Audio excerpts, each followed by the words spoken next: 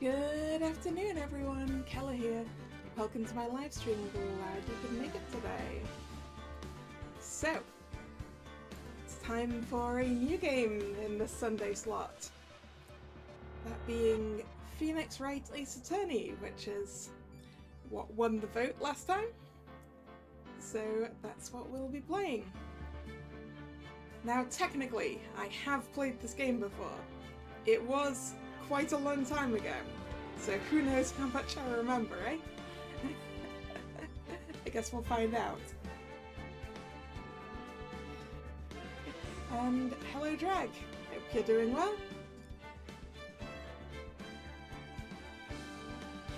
Let's get into it. Phoenix Wright Ace Attorney, which is the first Phoenix Wright game. We will eventually make our way through all of them. That just might take a while. So, episode 1, first tournament. Well, we've got to help Larry. Pretty sure that's what his name was.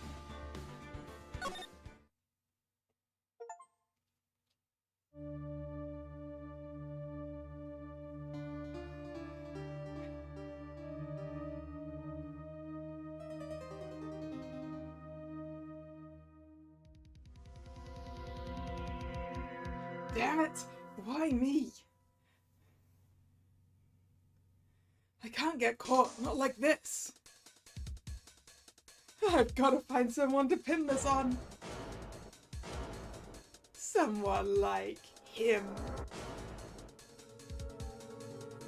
I'll make it look like he did it. Achievement for just starting the game. Yeah, that's exactly what it was. August 3rd, 9:47 AM, District Court, Defendant Lobby number 2.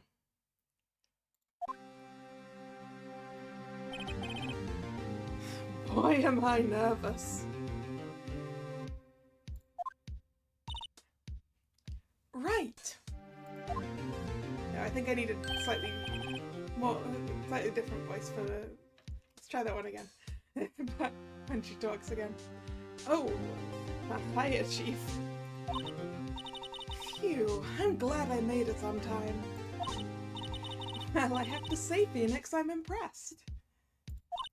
Not everyone takes on a murder trial right off the bat like this.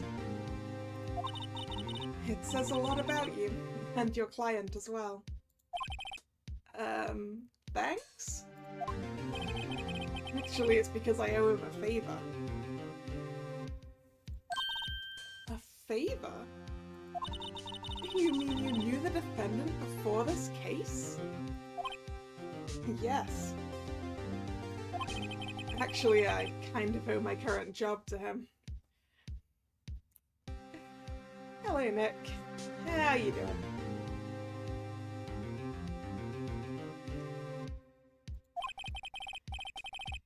He's one of the reasons I became an attorney. Hell, that's news to me. I want to help him out any way I can. I just really want to help him. I owe him that much. It's over! My life! Everything all over! Is that your client screaming over there? Yeah, it's him. Death! Despair! Oh!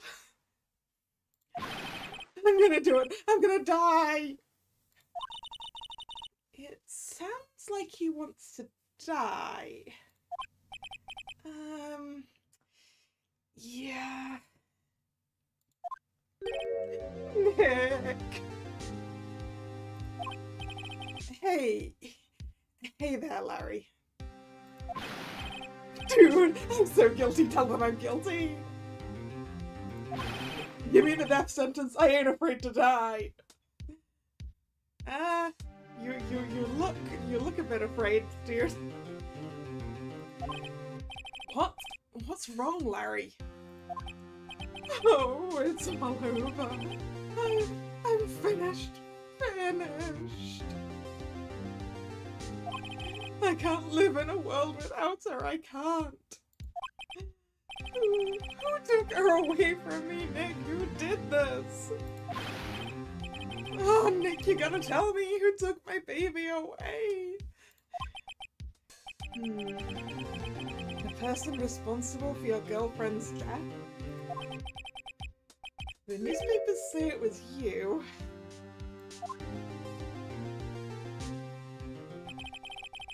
My name is Phoenix Wright. Here's the story. My first case is a fairly simple one. A young woman was killed in her apartment.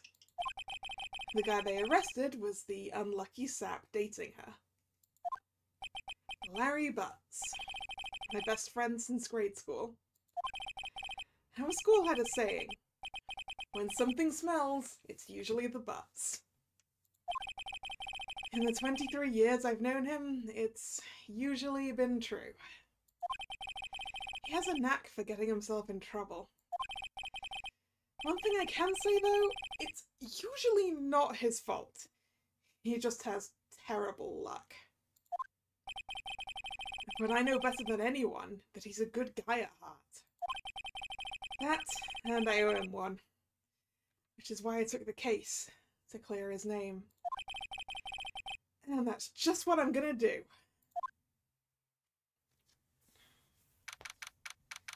August 3rd, 10 AM, District Court, Courtroom Number 2.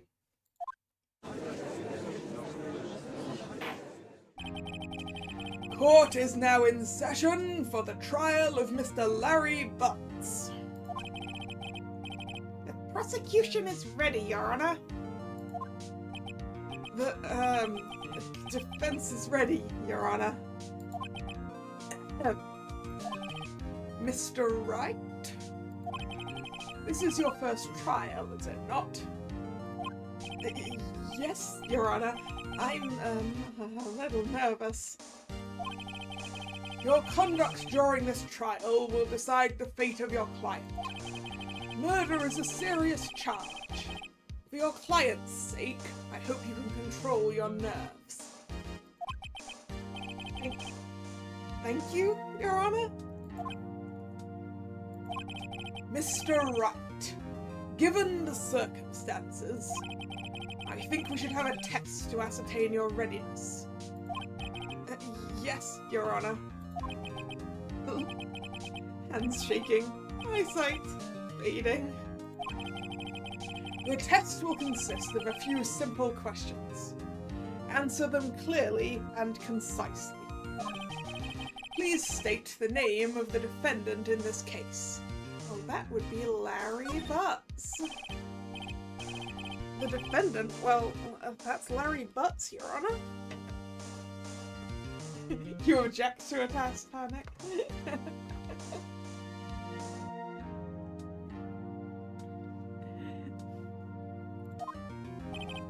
Correct. Just keep your wits about you and you'll do fine. Next question. This is a murder trial. Tell me, what's the victim's name? Phew. I know this one. But I read the case report cover to cover so many times. It's... Wait. Uh-oh. No, no way! I forgot! I'm drawing a total blank here. Phoenix, are you absolutely sure you're up to this? You don't even know the victim's name? Ooh, the victim? Of course I know the victim's name. I, just forgot. Temporarily. I think I feel a migraine coming on. Look, the victim's name is listed in the court record. Just press tab to check it at any time, okay? Tab. Cindy! Her name is Cindy.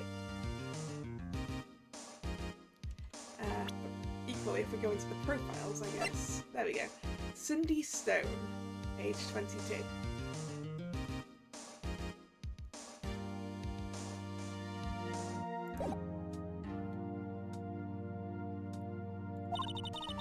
Remember to check it often. Do it for me, please. I'm begging you. Mr. Wright, who is the victim in this case? Well, that would be Cindy Stone. The victim's name is Cindy Stone. Correct. Now, tell me, what was the cause of death? She died because she was hit with a blunt object, Your Honor.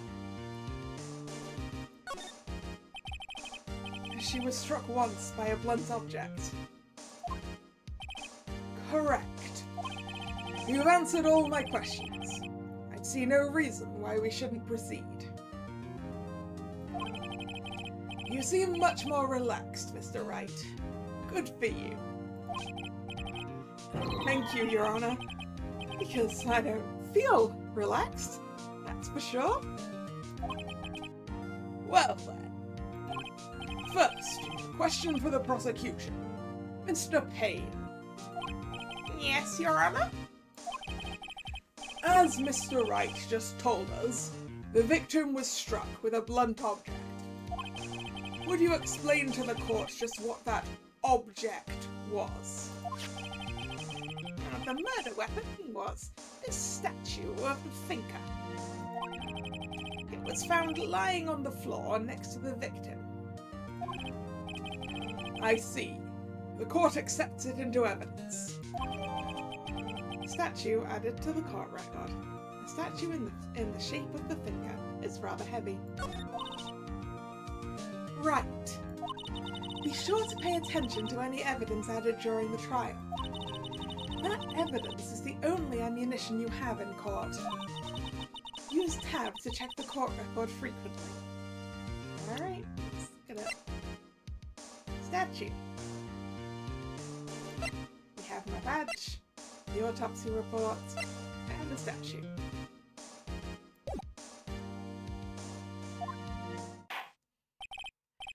Mr. Payne, the prosecution may call its first witness. The prosecution calls the defendant, Mr. Butts, to the stand. Chief, what do I do now? Pay attention. You don't want to miss any information that might help your client's case. You'll get your chance to respond to the prosecution later, so be ready. Let's just hope he doesn't say anything unfortunate. Larry gets excited easily. This could be bad.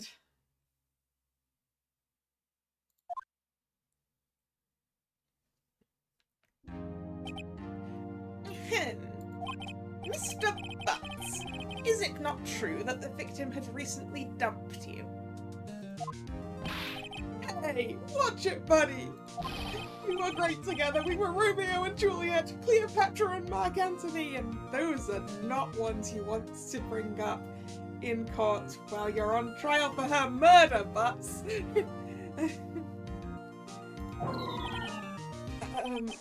Didn't they all die? I wasn't dumped.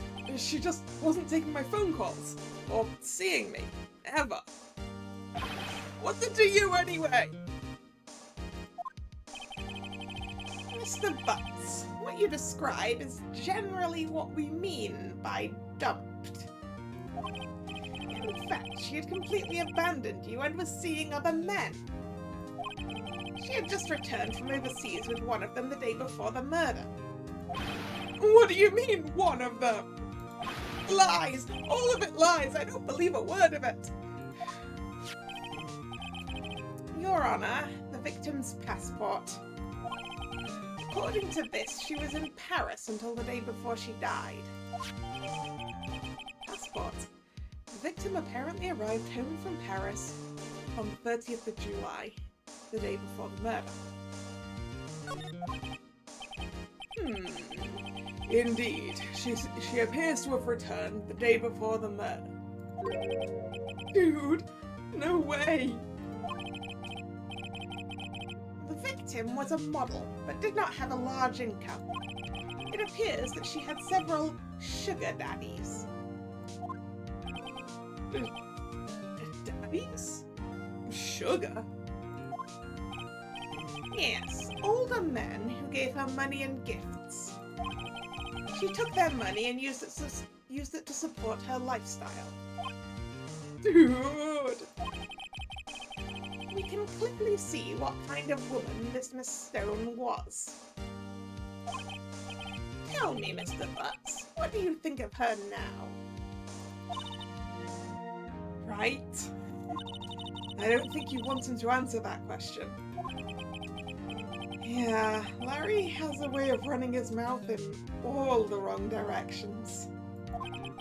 Should I feel like objection would be a good... Objection? My client had no idea the victim was seeing other men. That question is irrelevant to this case.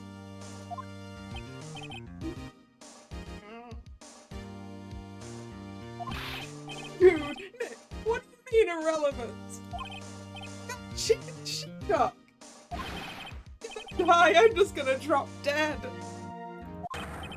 Yeah, and when I meet her in the afterlife, I'm gonna get to the bottom of this. Let's continue with the trial, shall we? I believe the accused's motive is clear to everyone. Yes, quite. Oh boy, this is not looking good. Next question.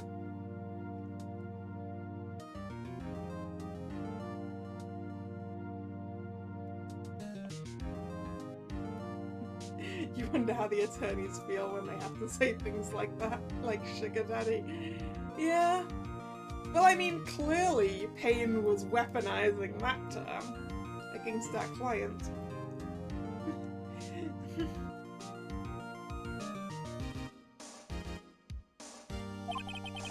You went to the victim's apartment on the day of the murder, did you not? Well, did you? Or did you not? Well, maybe I did, and maybe I didn't. He went... What do I do?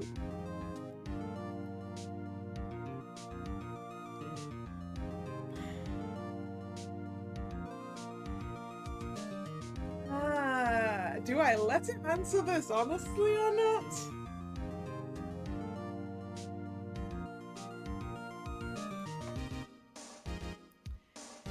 I mean, if we have it out in the air now, right, it's less likely to hurt us later. And maybe we'll get an actual time out of it, I don't know. Go on, Larry. I know, I'll send him a signal. Tell the truth. Yeah, I was there, I went.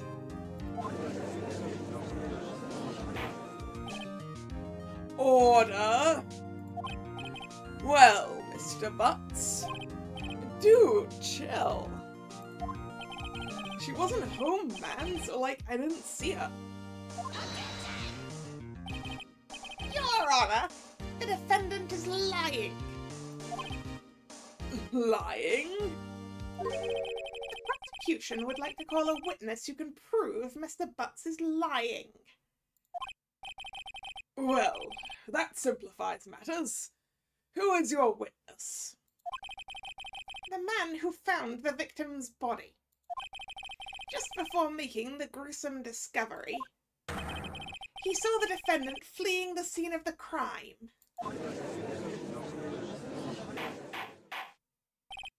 Order! Order in the court. Mr. Payne, the prosecution may call its witness.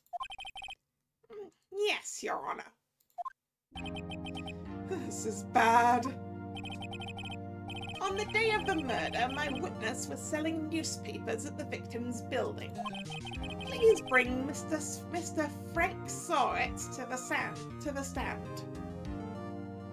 Ah, he saw it, did he? Hey, look, it's the guy we know killed her from the from the bit at the beginning.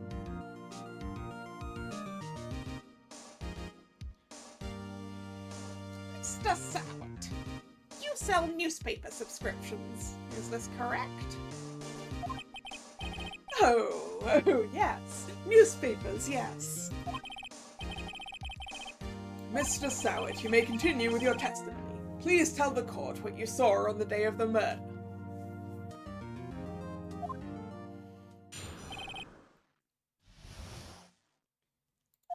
I was going door to door selling subscriptions when I saw a man fleeing an apartment. I thought he must be in a hurry because he left the door half open behind him. Thinking it strange, I looked inside the apartment. Then I saw her lying there, a woman, not moving, dead. I quailed in fright and found myself unable to go inside. I thought to call the police immediately. However, the phone in her apartment wasn't working. I went to a nearby park and found a public phone. I remember the time exactly. It was 1 p.m. The man who ran was, without a doubt, the defendant sitting right over there.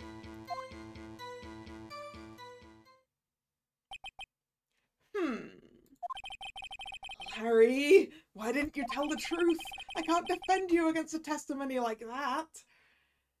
Yes, you can, Phoenix. It's fine. It's fine, Mr. Wright. We can do it. Incidentally, why wasn't the phone in the victim's apartment working? Your Honor, at the time of the murder, there was a blackout in the building. Aren't phones supposed to work during a blackout? Yes, Your Honor. However, some cordless phones do not function normally. Yeah, that's true. The new cordless phones, you can't really use them during a blackout. Which is definitely a downside to it. A phone that Mr. Sowett used was one of those.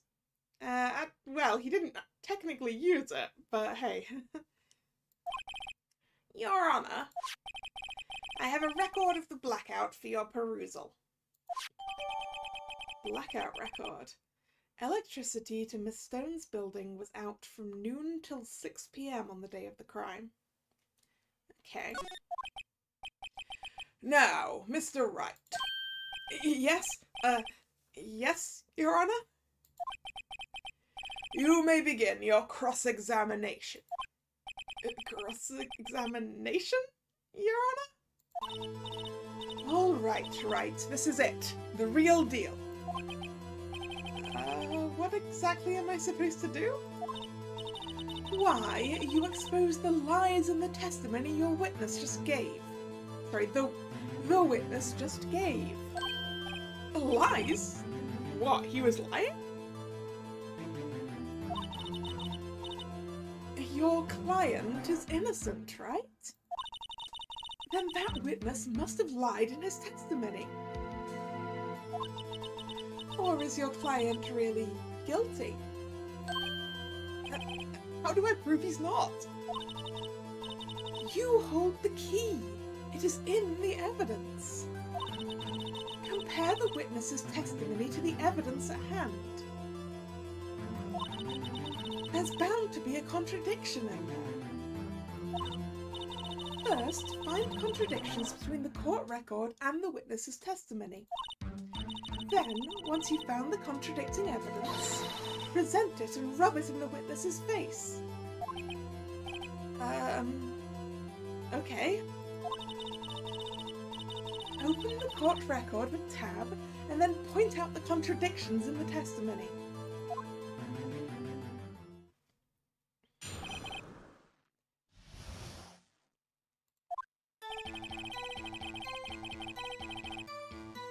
Alright, let's check our evidence again. Yeah. Because the time of death does not match up with the time that newspaper guy said it was.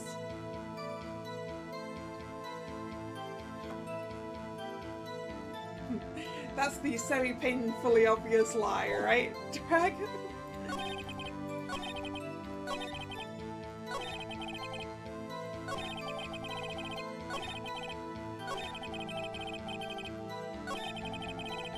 Right, so we present the autopsy report.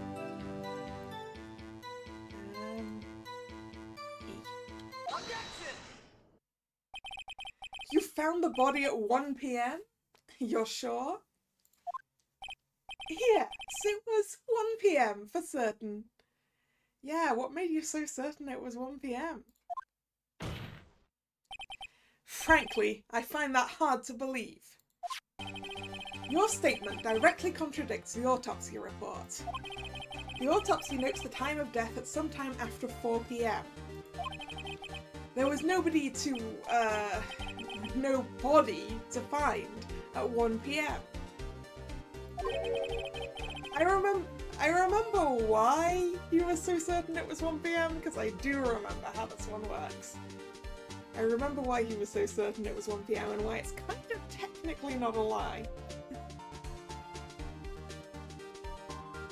How do you explain this 3-hour gap? Oh, that! Oh, trivial! The witness merely forgot the time! After his testimony, I find that hard to believe. Mr. Sowett, why were you so certain that you found the body at 1 p.m?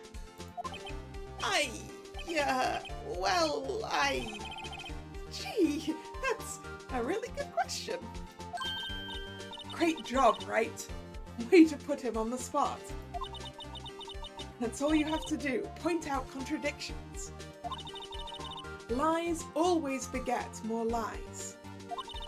See through one, and their whole story falls apart. Wait, I remember now. Would you care to give your testimony again? The time of discovery. You see, when I found the body, I heard the time. There was a voice saying the time. It was probably coming from the television. Yeah, definitely coming from the television during a blackout, mate. 3 hours off, wasn't it? I guess the victim must have been watching a video of a taped program. That's why I thought it was 1 p.m. Terribly sorry about the misunderstanding.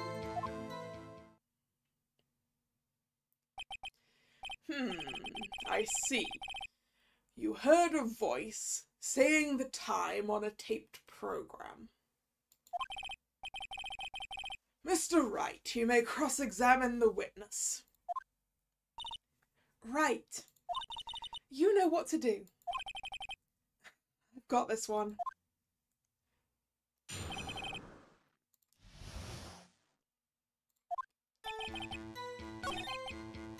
Probably coming from the television that wasn't working, mate.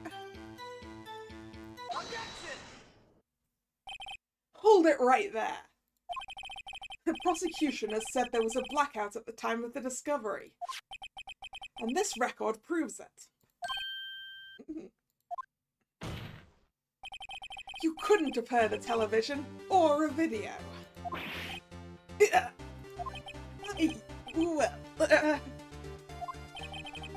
The defense has a point. Do you have an explanation for this, Mr. Sowett? No, I find it quite puzzling myself. Quite. Wait, I remember now. Mr. Sowett?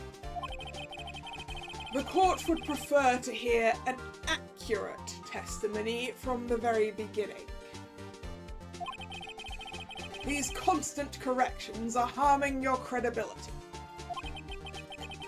That, and you seem rather distraught. My apologies, Your Honor. It must have been the shock of finding the body. Very well, Mr. Sowett. What year approximately is this set in? Good question. I wanna say, when did the first Phoenix Wright game come out? I feel like it was early 2000s.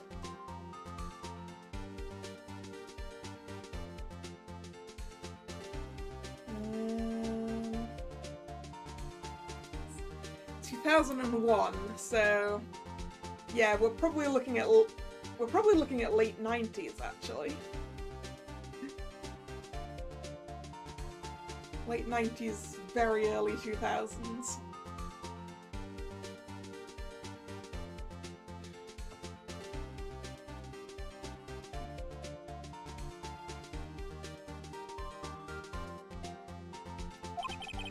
Let's hear your testimony once more, please.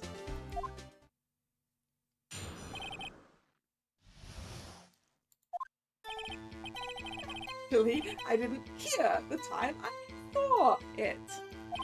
And there was a table clock in the apartment, wasn't there? The killer used it to hit the victim. And that must have been what I saw. You saw a clock. I guess that would explain it. The defense may cross-examine the witness. Gladly.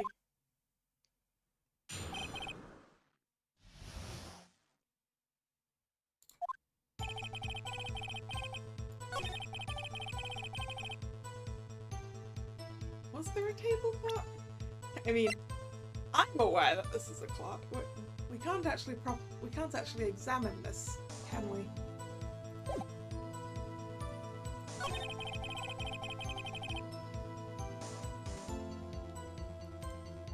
Let's present it to this.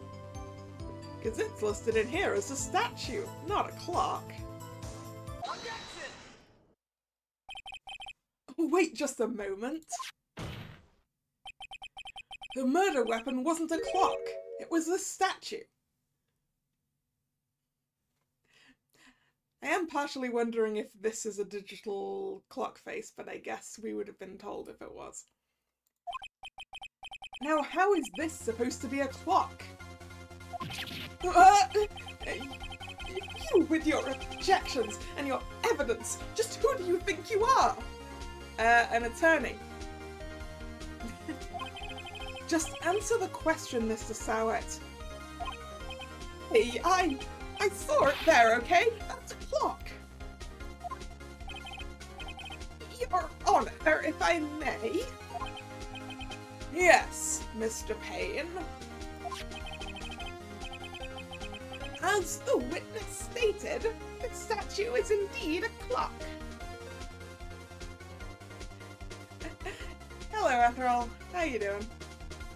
The size of the statue could be a fancy USB socket. Not even particularly fancy. With that shape, it would be USB-A.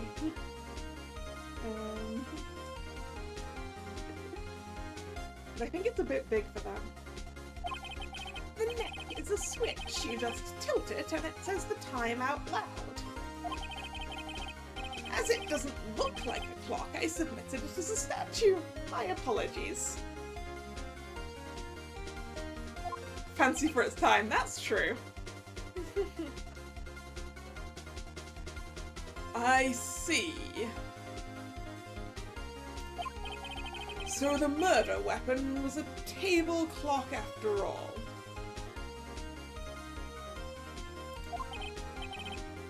Well, Mr. Wright, it appears that the witness's testimony was correct.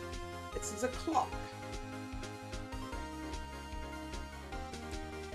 You know, I don't think phone chargers at that time were USBs anyway, right? There was all had all sorts of proprietary phone chargers back then.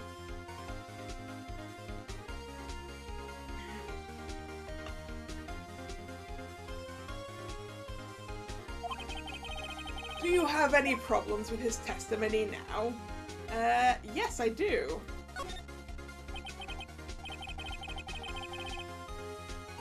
Your Honor, there's a gaping hole in the witness's testimony. The only way he could have known the weapon was a clock is to hold it in his hand. Yet the witness testified that he never entered the apartment. Clearly, a contradiction. Indeed. The witness knew it was a clock because he went into the apartment. You're lying.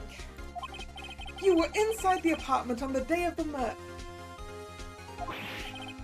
Oh, yeah, prove it. Prove I went in there. I'll do better than that. I can prove you were the one who killed her.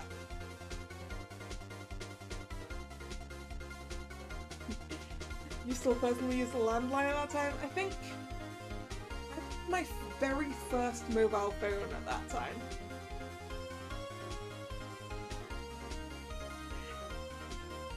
Well, at the time this game came out.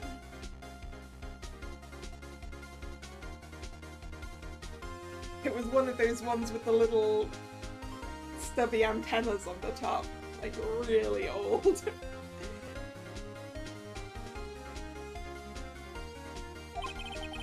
You struck her with the clock, and the shock of the blow triggered the clock's voice. That was the sound you heard.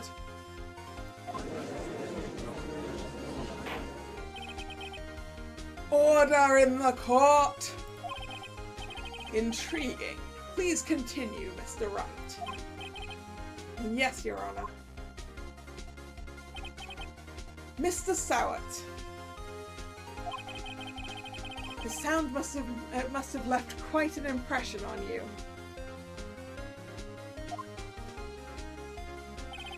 Understandable, since the murder weapon spoke just as you hit the victim. That voice was burned into your mind. That's why you were so certain about the time. What's the meaning of this? This is all baseless conjecture. Baseless? Just look at the witness's face. Would the witness care to elaborate? Did you strike the victim with the clock? That day, I never. Look, the clock, I heard, no, I mean, I saw, Oh. Wow, thwacked in the face with a toupee. Shut up, shut up, shut up! I hate you! It was him, I tell you! I saw him! He killed her, and he should burn! Give him death! Order! Order in the court, I say! Your Honor, a moment, please. There isn't a shred of evidence supporting the defense's claims. Mr. Wright. Your Honor? You claim the sound the witness heard came from the clock. Do you have any evidence? Whole case is riding on this. You'd better think it through carefully. Your Honor? The sound Mr. Sowett heard was definitely this clock. A fact which is clear if you simply...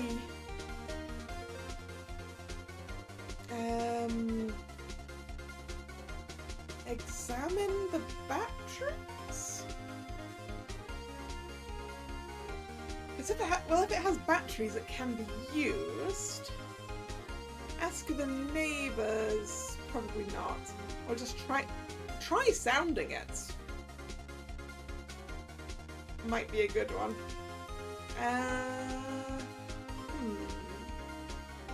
If you examine the batteries, this been updated? No, it still says statue.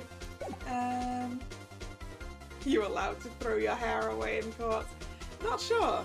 Like, does that count as assault? if you throw your sweaty toupee at the defense attorney.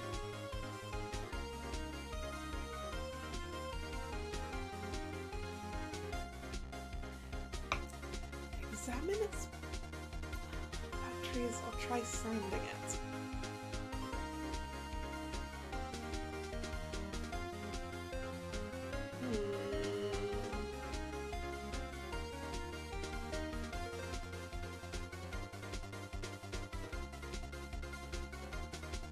So, I mean, having batteries would prove that it could make a noise, but let's go with try sounding it, I think. Let's sound the clock now, here in this court. Your Honor, may I have the clock? I ask the court to listen very carefully. I think it's 8:25. It wouldn't look under the attack attorney, oh dear. That certainly is a strange way to announce the time. Well, he is the thinker after all. So, we've heard the clock. What are your conclusions, Mr. Wright? Mr. Payne, can you tell me what time it is now? It's 11:25. Yeah! As you can see, this clock is exactly 3 hours slow. So if Mr. Sarwet thought that it was 1 PM when it happened, then it would have been 4 PM, and therefore he's the murderer. Welcome to the stream, Shama. My name is Kalla.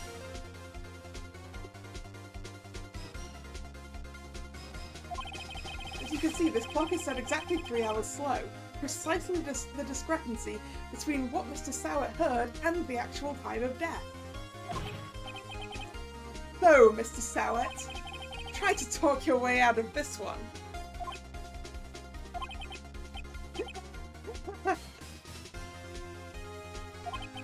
You forgot one thing. Uh-oh. What's he talking about now? While it may seem like that clock is running 3 hours slow, it proves nothing! How did you know it was running 3 hours slow on the day of the murder? I know it was running 3 hours slow on the day of the murder because she'd just come back from Paris. And I don't know where this game is supposed to be set because that doesn't actually work.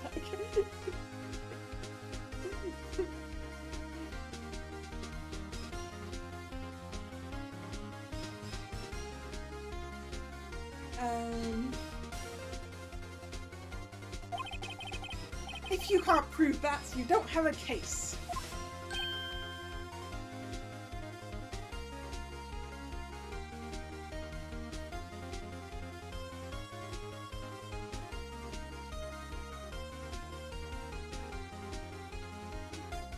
What countries actually have a time zone of UTC-2? Because wouldn't that be somewhere in the middle of the Atlantic?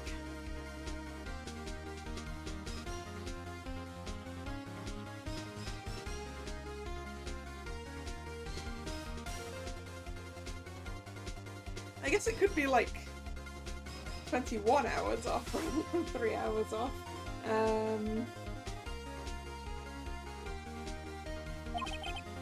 You're right, how am I going to prove that? Damn it, that was so close! Mr. Wright, it seems you lack the critical evidence to support your claim. Yes, Your Honor? This means I cannot let you indict the witness. Unfortunately, this ends the cross-examination of Mr. Frank Sowett. You're not even gonna let me give you any evidence? I come all the way here to testify and look what happens. You treat me like a criminal! A criminal! You lawyers are all slime! I almost had him! Sorry, Larry. I failed you. There's nothing I can do about it now.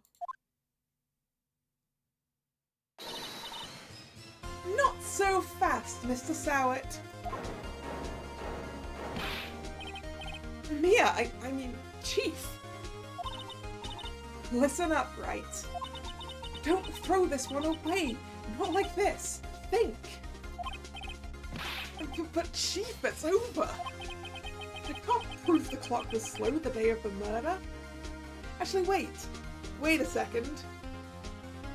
That clock didn't say specifically if it was did that clock specifically say if it was AM or PM?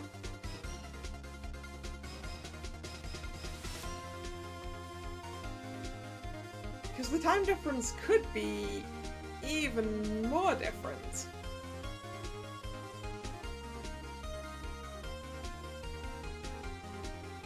So it could be maths. 9 hours?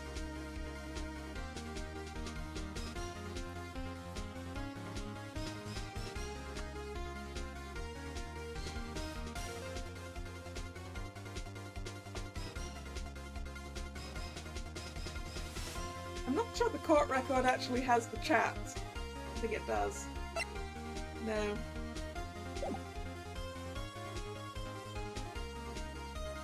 Because 9 hours would work. 9 hours different from Paris.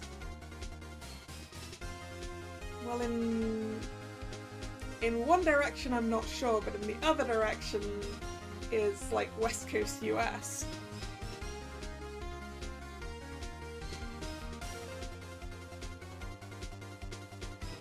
Which I think is where the localization of this tries to put it.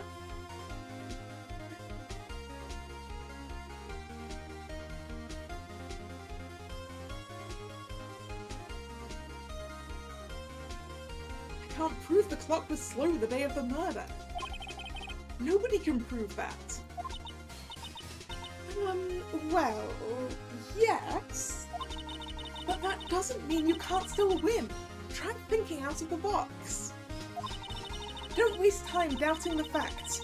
Assume the clock was 3 hours slow and think through it. Ask yourself, why was the clock 3 hours slow? Figure out the reason and you'll have your proof. Right? Can you think of a reason as to why the clock would be 3 hours slow? Not necessarily for 3 hours, but yes. Wait. Maybe I can prove it. You must have evidence somewhere that can prove it, right?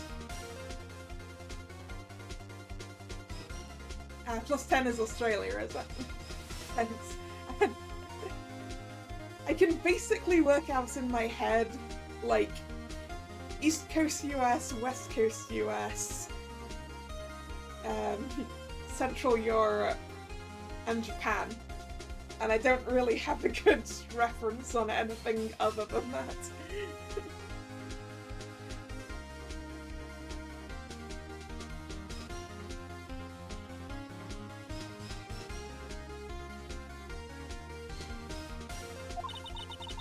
Find it and let them have it.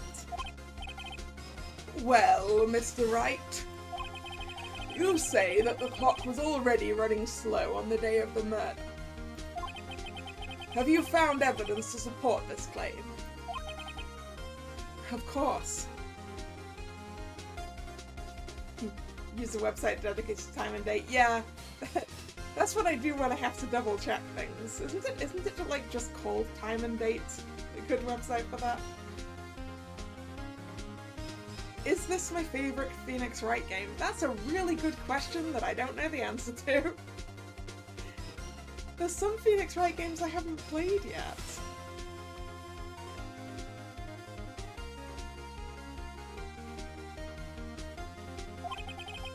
There is a piece of evidence in the court record that can prove my claim beyond a doubt. Tough words. Let's see you pull this one off. Let's see this evidence that proves why the clock was running slow. Well, yeah, the only piece of evidence I haven't used yet.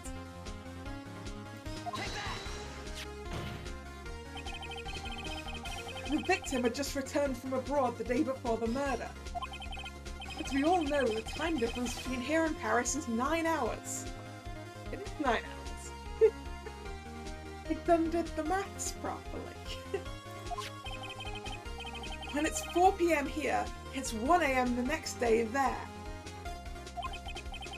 The clock wasn't 3 hours slow, it was 9 hours fast.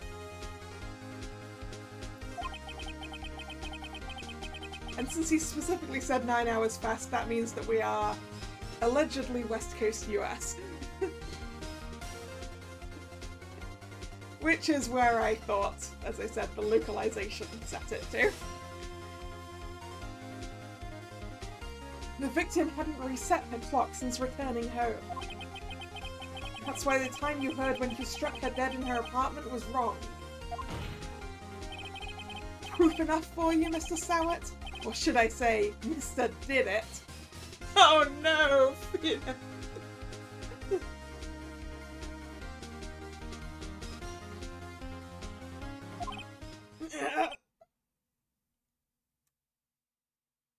Oop. He started foaming at the mouth.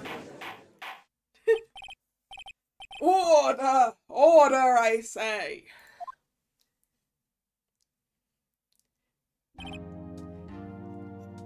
I mean, I think I'm gonna say possibly my favourite Ace Attorney games at the moment might be Great Ace Attorney, just because a lot of it was set in the UK and I got to do regional accents.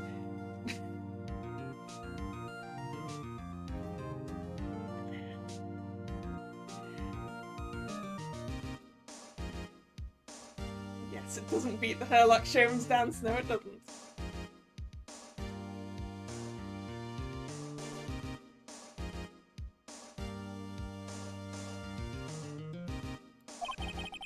This case has certainly turned out differently than we all expected. Mr. Payne, your witness? He was arrested and has been taken away, Your Honor. Hello, Carl Raven. Welcome to the stream. Yep, I have just started this. Though I did play this back a lot closer to when they were first released.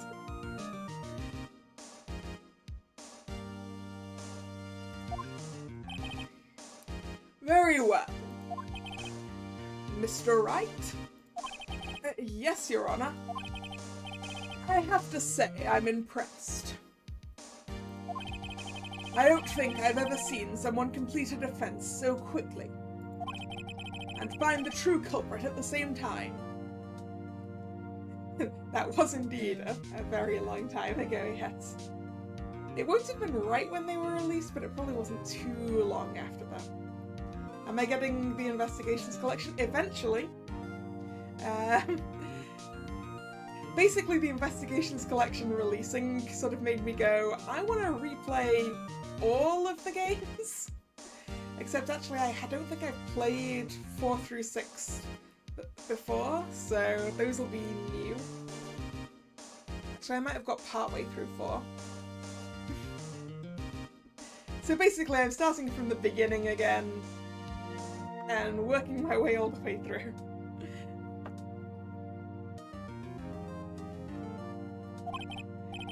Thank you, Your Honor.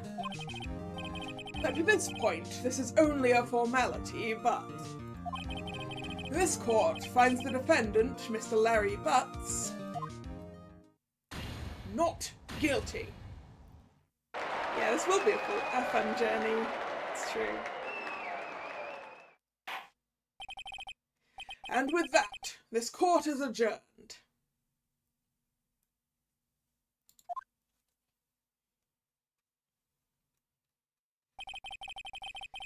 It turns out that Frank Sowett was a common burglar. He posed as a newspaper salesman to check and see when people were out of the house. That day, when Larry went to her apartment, the victim wasn't home. After he left, Mr. Sowett let himself in to do his dirty work. While he was searching her place, the victim returned. Flustered, Mr. Sowett grabbed the nearest blunt object he could find.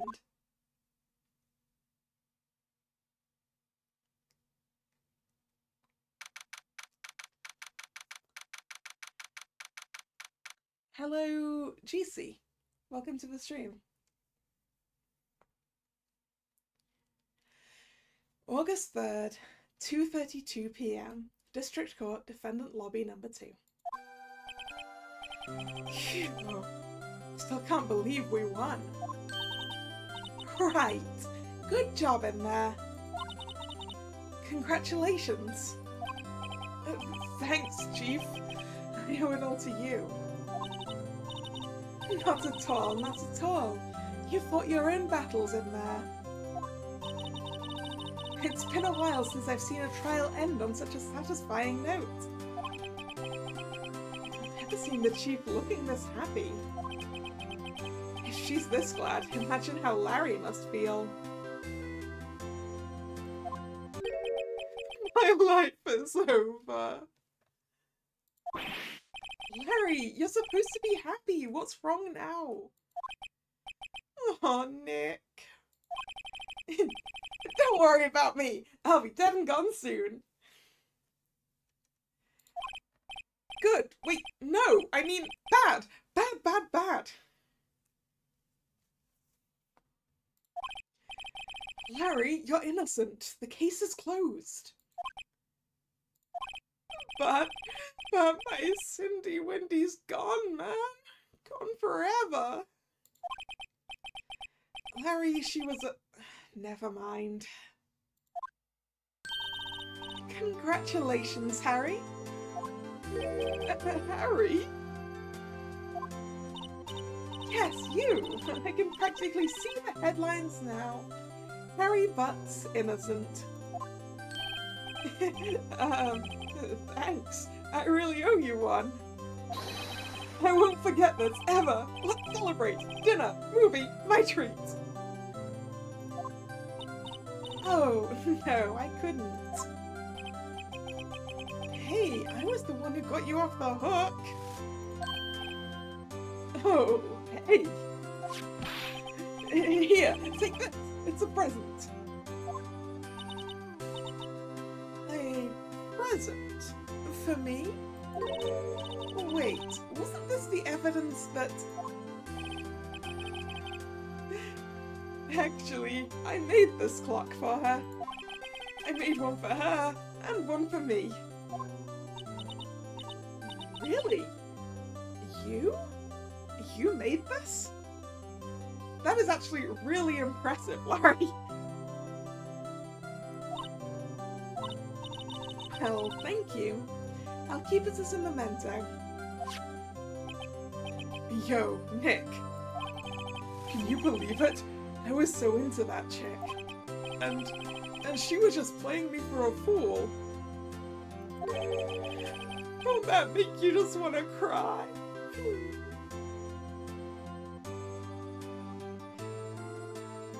You know,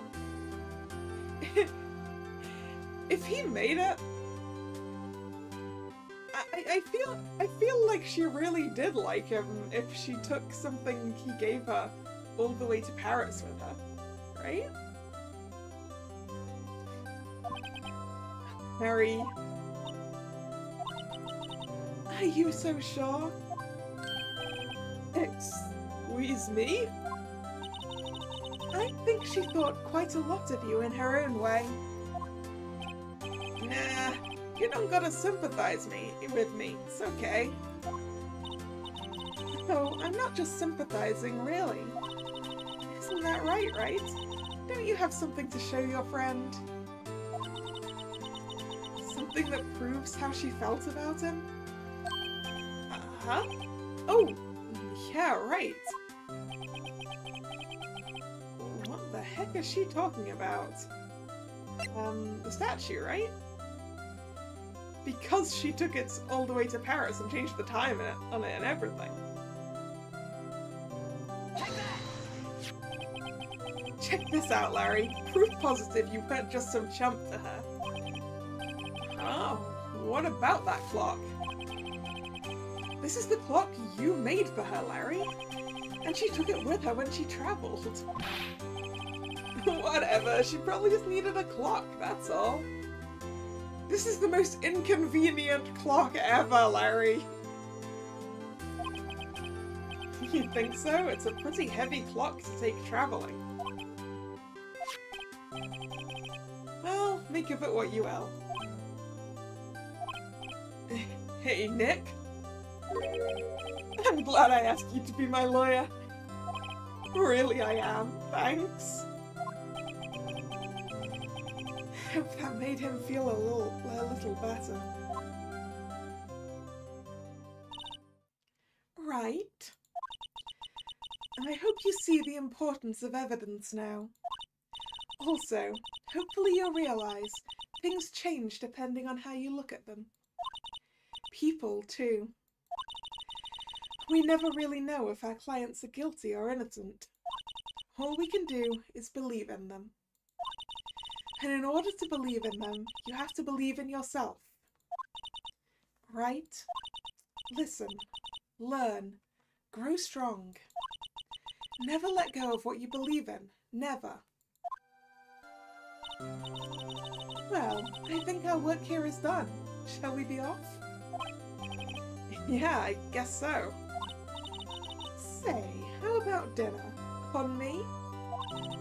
We'll drink a toast to innocent butts. Yeah. Oh, speaking of Harry, you were saying part of why you became a lawyer was because of him. Yeah. Part at least. You'll have to tell me more about it sometime. Maybe over drinks. And so, my first trial came to a close.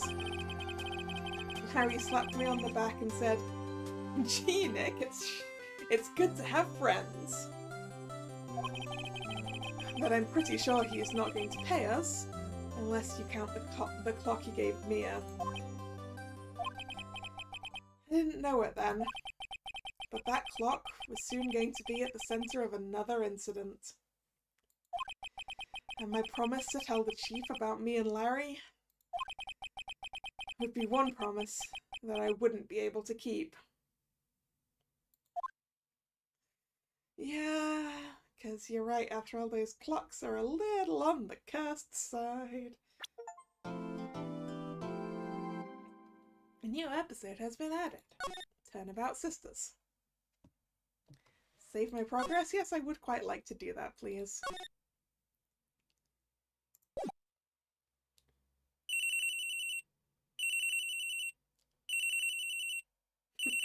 Cellular. I don't think anyone calls them that anymore. Hello, this is Maya. Hey Maya, it's me. What's up? You called in a while. Sorry, I've been so busy. How have you been? Well, lonely, and it's all your fault. Nah, I'm just teasing. I've been great. I'm finally getting used to having my own place. That's good to hear. Actually, I'm calling because I have a favour to ask. I know. You want me to hold evidence for you? Sharp as always. There's a lot of buzz about the upcoming trial. I just don't feel safe keeping the evidence here. Gotcha. So, what is it this time? It's a clock.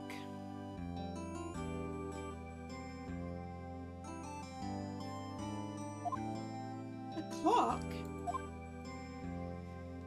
Yeah, it's made to look like that statue, the thinker, and it tells you the time.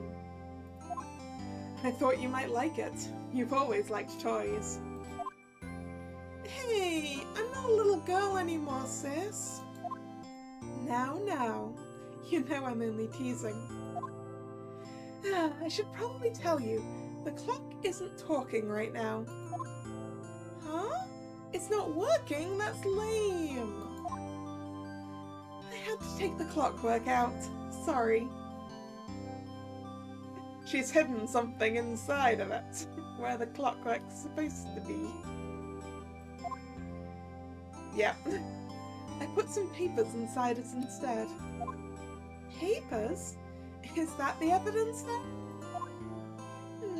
Well, there's a possibility it might turn out that way, yes. Can you come by the office tonight, say 9 o'clock, to pick it up? I'll be in a pre-trial meeting until then. Okay, sis, but I expect dinner. Something good. Like burgers. I could really go for a good burger. Okay. We'll hit the usual joint. Alright, it's a deal. Okay, sis. I'll see you soon. Yep. I'll be waiting, Maya. Conversation recorded. September 5th, 8:27 a.m.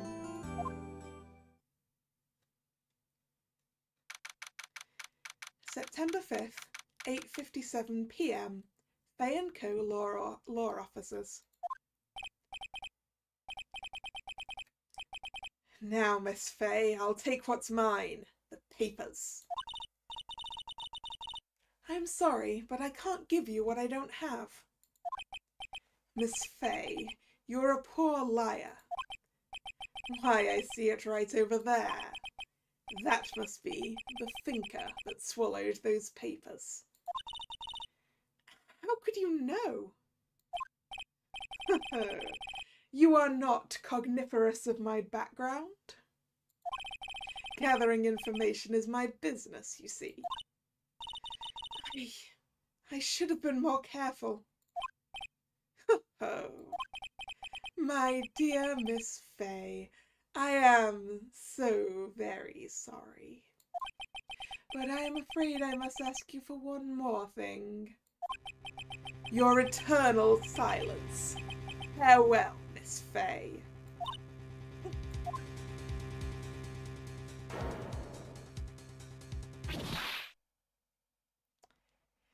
It's the other end of the thinker this time. Red, white, blue.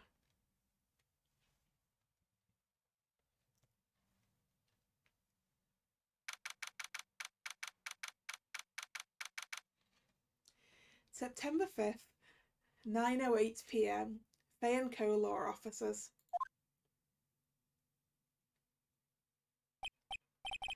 Uh-oh, I'm late. Huh? That's strange. Guess the chief left without me. She said her sister was coming over, so we should all go out for dinner. What's that smell? Blood? Mia! Maybe she's in her office. Examine. I smell blood and that can't be good. I have to check and see if the chief's okay. Move to the office. That smell! Blood! Sis! Someone's there.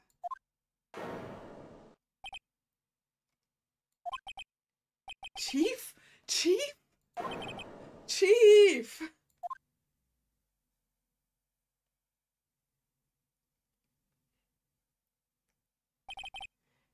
Who are you?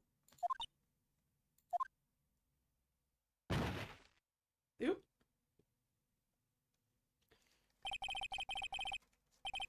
A strange girl dropped out cold. I left her lying on the office sofa. I went back to the chief where she lay under the window.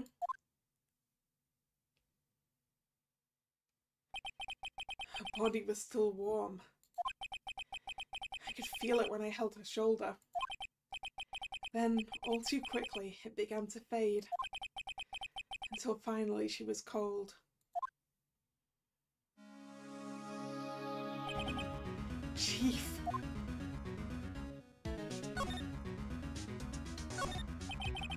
No clues here.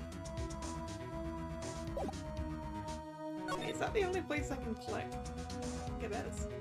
Oh no, wait, we get to move it. Ah, there we go. It's encrusted with dried blood. How ironic that this became the murder weapon. Again.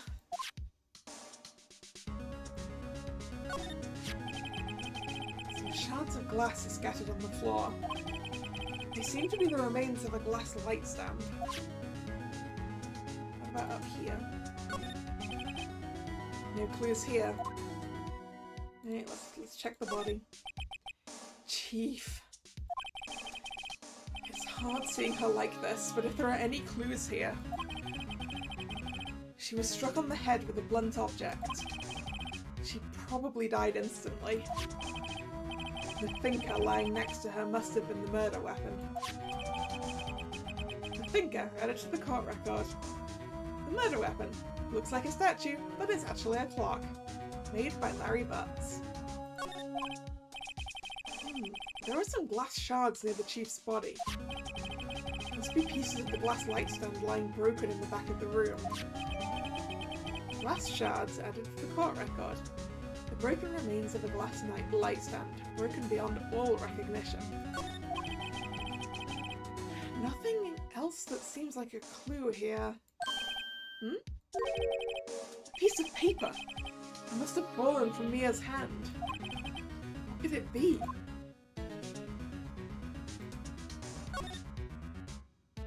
Huh? It looks like it says Maya. A word is written on the scrap of paper. Maya? Did Mia write this? This piece of paper is a receipt from a department store, dated yesterday. Receipt added to the court record. Department store receipt with letters written in blood on the back. I think that's enough snooping around for now. We'd better call the police. And find out what that girl was doing here.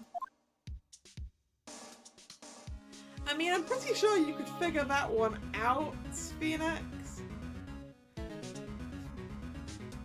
On the basis that she's called her sis and she's wearing the same style of necklace. Great. I guess we need to go back to the law offices and find the phone. That girl just now. Where'd she go? I put her right there on that sofa. Uh-oh, I hope she didn't run on me. Yipes! Don't scare me like that. Excuse me, but who are you? It's okay, I work here. Maya. Maya Fey. Maya Fey. Maya? So Mia was writing this girl's name. Maybe I should show her the receipt. I never thought there'd be a use for evidence like this outside the courtroom. Alright. Before Mia died, she wrote a message with her own blood. She wrote it on the back of this receipt. That's my name! I'm pretty sure, didn't Phoenix earlier say that she died instantly? She totally didn't have time to find something to write stuff in her own blood in.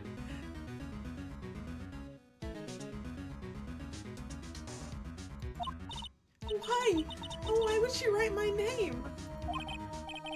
Please, just calm down. Why would sis write my name? Oh, now I've done it. Better hurry up and call the police.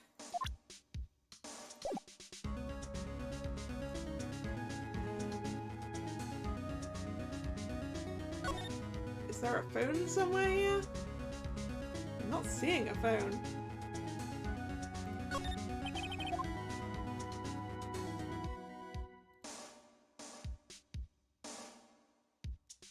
I'm genuinely not seeing a phone. Maybe we should talk. She seems to be in shock. I don't want to disturb her, but I have to know. Excuse me. Can you tell me what happened? I came in, and the room was dark. And sis... So she was already dead. You and the chief. So you're the chief's sister? I'm her younger sister. And you were here visiting? This late at night? Yes. She said she wanted me to keep some evidence for her. Evidence? Yes. It was that clock. It was the thinker. What, you mean this thinker? About the thinker. Thinker! That was... Oh, sis. Probably shouldn't have asked her about the murder weapon. Alright, anyway, was the phone in the office instead? Phone, there it is. Right, I'd better call the police. That's funny. A few of the screws on the receiver are missing. It looks like someone was halfway through taking it apart. Police? Please, come quick! What was that? Someone screaming from outside the window? Oh, sorry. Police? There we go. More like that. She's staring right at me. She's holding a phone in her hand. I guess we're getting framed. Can we call the police ourselves, please? The phone receiver is missing a few screws. I'd better not use it. I'm sure it'll be fine!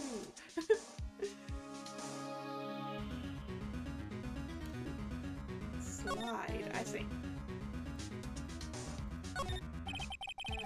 There's a large building right across from the office. The Gatewater Hotel. A nice, luxurious place.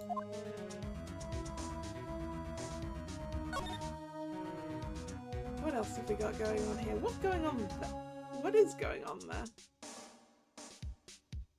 Is that a second screen that's fallen off that arm? No clues here. Alright. Surprisingly, the chief was never good with machines. That's all she used this PC for was email. She picked up this ancient model at some garage sale for practically nothing. Yeah. What is this? I wanna know. Tell me. No. Fay & Co. ledger book. Everything is written in the chief's ultra-neat handwriting. It's a small office, but it makes a good bit of money. Yes, because lawyers. Oh yeah, it could be a light, couldn't it?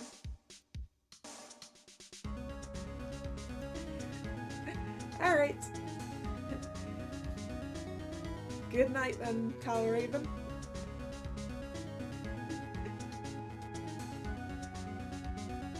$11:30 PM, huh? So that's about 8 hours ahead then. Well, about exactly 8 hours ahead. Yeah, you're right, it probably wasn't a second monitor if she was no good with computers, but what is this?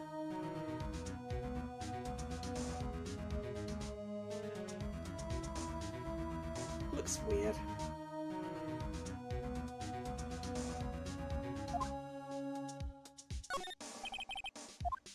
Ooh, can we look at the bookshelves? All the chief's important documents are packed in here.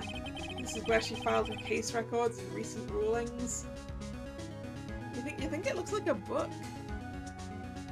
I guess up here it does, but this bit is what's bothering me. Because yeah, down to this line, okay, I guess a book, but maybe it's some artifact of the upscaling of the backgrounds.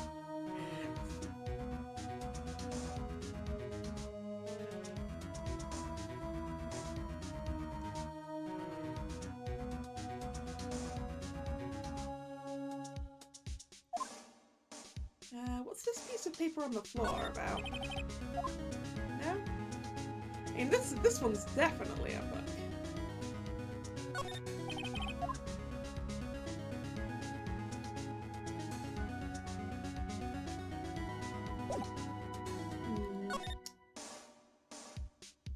Well, if we can't call the police, and the police have already been called on us.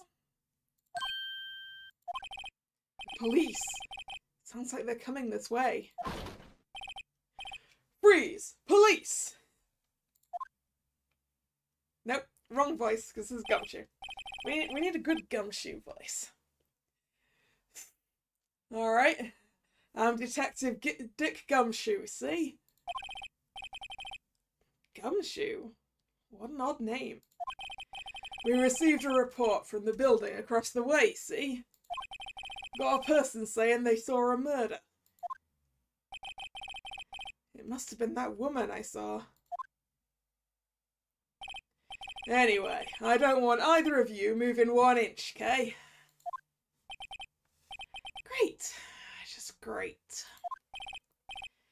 Maya, wait, she wouldn't have. Nah.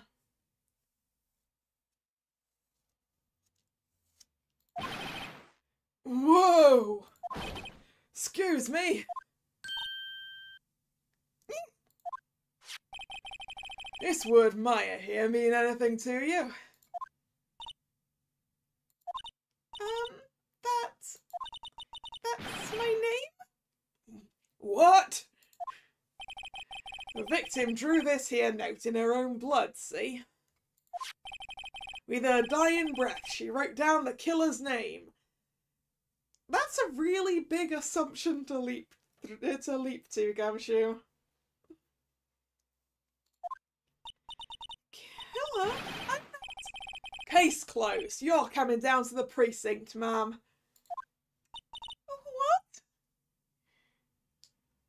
What? Gumshoe tries his best. I think that's what we can say about Gumshoe.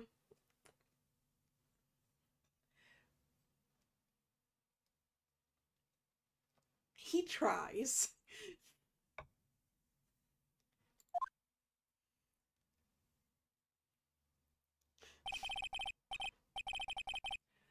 Mia's younger sister, Maya, was arrested on the spot. I was taken in for questioning and didn't get out until the next morning. My eyes were heavy, but I couldn't sleep. I sat around, waiting for visiting hours to begin at the detention centre. I had to talk to Maya as soon as possible. September 6th, 9:07 AM. Detention centre, visitors' room. Wow, they have poor Maya locked up like a criminal. Oh! It's you, the lawyer. Good morning. Good morning. She looks so tired. Are you going to be my attorney? Well, that's what I wanted to talk to you about. It's up to you. I'd better give it to her straight. It's up to you. Up to me? Yes, I don't think this is something I should decide. After all, you're the one in trouble here. They're never going to believe me, are they? Even you, when you found me in the office, you looked at me like I had done it. Did I look at her like that? No, I never thought. It's okay. I understand. And I've also heard about you. Heard? Heard what about me? I was talking to my sister on the phone the other day. Today was my junior partner's first time in court. Oh, really? How'd that go? It was quite the scene. Honestly, I was on edge the whole time. It's been a while. So he crashed and burned. He's a genius. One of those strike fear into the hearts of evil types. The only thing he's lacking is experience. Huh, sounds like it was fun. Well, I know who to go to if I ever get into trouble now. I don't know, Maya. I think you might want to wait. Give him 3 more years. That is, unless you want to be found guilty. That's what she said. Sorry. I didn't mean to insult you. No, it's okay. It's true, I guess. But at the same time, I can't just sit by and watch. When I think of the person who did this to Mia, I know.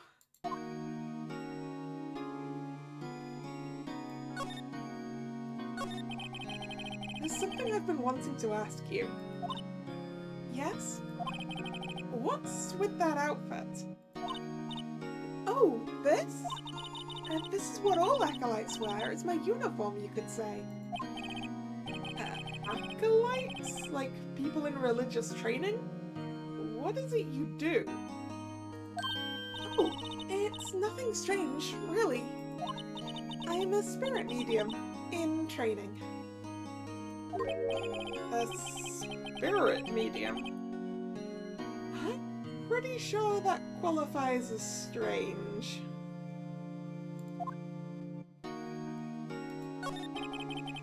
Could you tell me about the day of the murder? Yes. Let's see. That morning, I got a call from my sister. She wanted me to hold on to a piece of evidence for an upcoming trial. Evidence? Yes, that clock shaped like the thinker. The one Larry made? How could that have been evidence in a case? Right. She said something about that. I remember. Do you want to hear it in her own voice? Her own voice? Yes. I'm pretty sure our conversation is on my cell phone. You recorded it? Yeah, I forgot how to delete those things.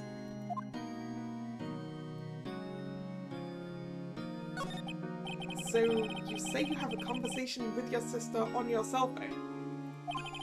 Let's hear it. Right. Oh, I just remembered. That detective took my cell phone. Sorry. Oh, right. Of course. Next time I see Detective Gumshoe, I'll ask him for it. I'll write you a note so you don't forget, okay? Sure, thanks. Maya's memo added to the court record. A conversation I had with my sister is recorded on my cell phone. Alright, let's ask her about spirit mediums. So, you're an acolyte, a medium in training. That's right. The Fae family, especially the women, have always been very sensitive to the spirit world. But wait a second, you said the Fae family. So Mia was into this stuff too? Of course! She left the mountain to follow her career, she said. Her powers were first class too. I had no idea. Wait! What? So you're a real, honest-to-goodness spirit medium, with ESP and all that? Yes. In training. Well, can't you contact me as spirit then? We can just ask her who killed her. Yes, and how are we submitting this evidence to the proper authorities, Mr. Wright?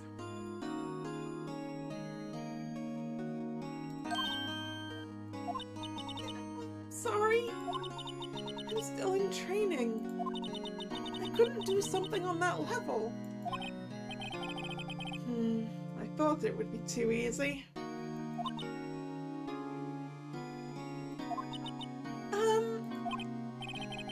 Huh? Something the matter? I was wondering, could I ask you a favor? This is the address of a famous lawyer. My sister gave me this a long time ago. She said if I was ever in trouble, I should call him.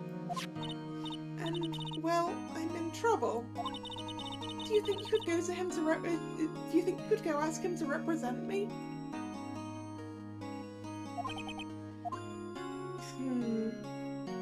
Yeah, sure, kid. Sure, why not? I'll go ask. Thank you so much! I have no one else to turn to. I mean... attorney here. But then again, apparently Mia said, maybe don't get Phoenix to represent you until he's got more experience. Say, what about your parents?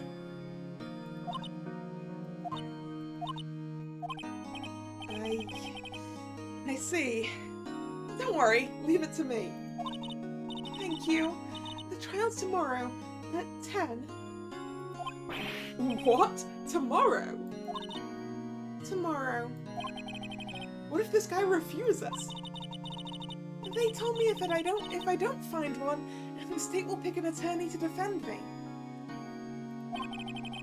When will that happen? They're giving me until 4 this afternoon. And visiting hours are almost up. I'd better hurry. Right, I'll be back.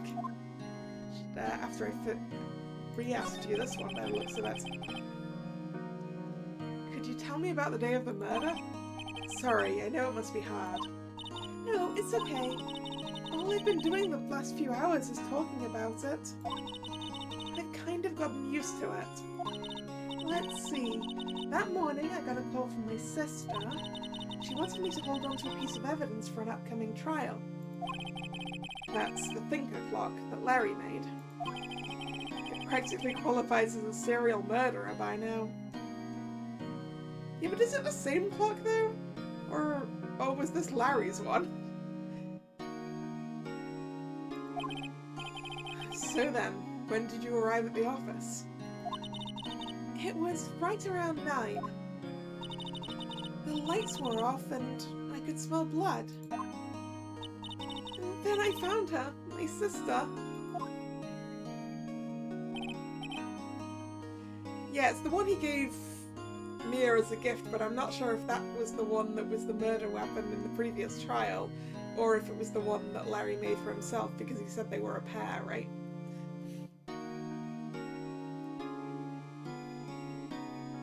Thanks, Maya. That's all I need to hear for now.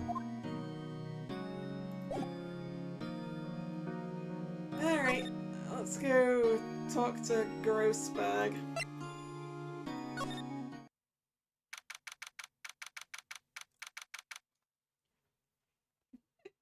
Look at the little bear statue. Well, quite a big bear statue. September 6th, Grossberg Law Offices. According to the receptionist, the big boss is out. She couldn't say when he'd be back. It must be hard to keep track of everything when you're a famous lawyer. Yeah, that's what I was thinking, Drag. It probably wasn't the one that was evidence from the trial we won. Not to mention run an office like this. I guess I'll just have to come back later. Well, we don't have a whole heck of a lot later, do we? I want to look at the bar. Expensive-looking mahogany bookshelves filled with expensive-looking books. Funny. They don't look like they've ever been read. What's this?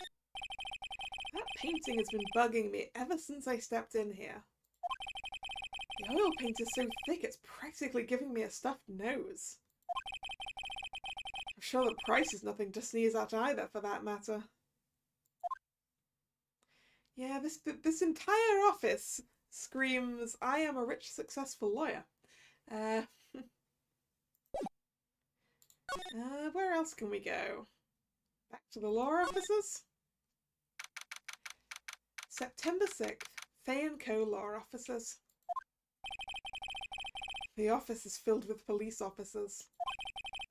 They're all busily searching for clues. Hey, you there! This is a crime scene, pal. No trespassing. Sorry. Don't I know you from somewhere? Wait, you're that Butts guy, aren't you? No, that's my friend. No, Phoenix Wright. How could anyone mistake me for Larry? I guess I got the wrong name, Mr. Wright. Sorry about that. That Butts guy, he was a killer. And you're no killer, right? The office has officers, yes. Yes, it does. He was proven innocent. Right, and you were Detective Gumshoe. Gumshoe, wasn't it? Dick Gumshoe? I love how his name's just Detective.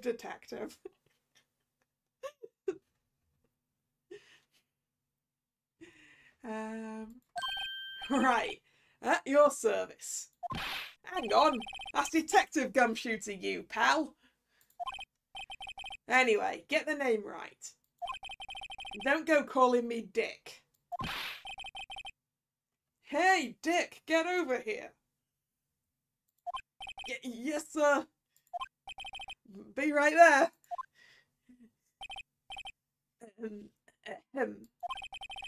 You're her lawyer, right, pal? If you've got business here, you better do it quick. Gumshoe, I believe it's slang for, like, a private detective. I'm not sure exactly where it came from.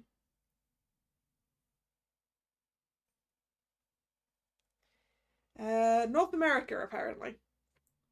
Which makes sense.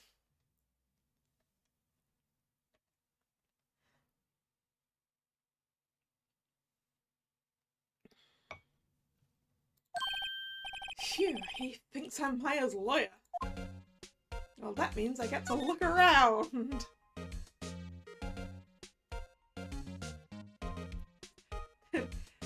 Hey, someone's tidied up the place. Mia's desk.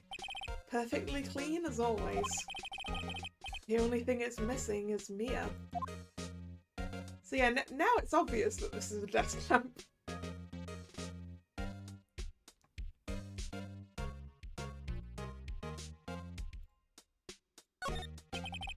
An old movie poster. Apparently this was the first movie that made Mia cry when she saw it.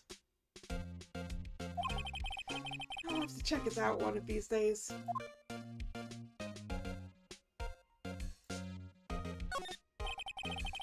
There's a horrendous amount of legal books here. scarier still is that Mia probably read all of these. You know, unlike the ones in the other guy's place where they definitely weren't read. Mia's favourite potted plant. I remember it had this bizarre name no one could ever remember. Borderline stricter, pal. Who was that? I was assuming Gumshoe.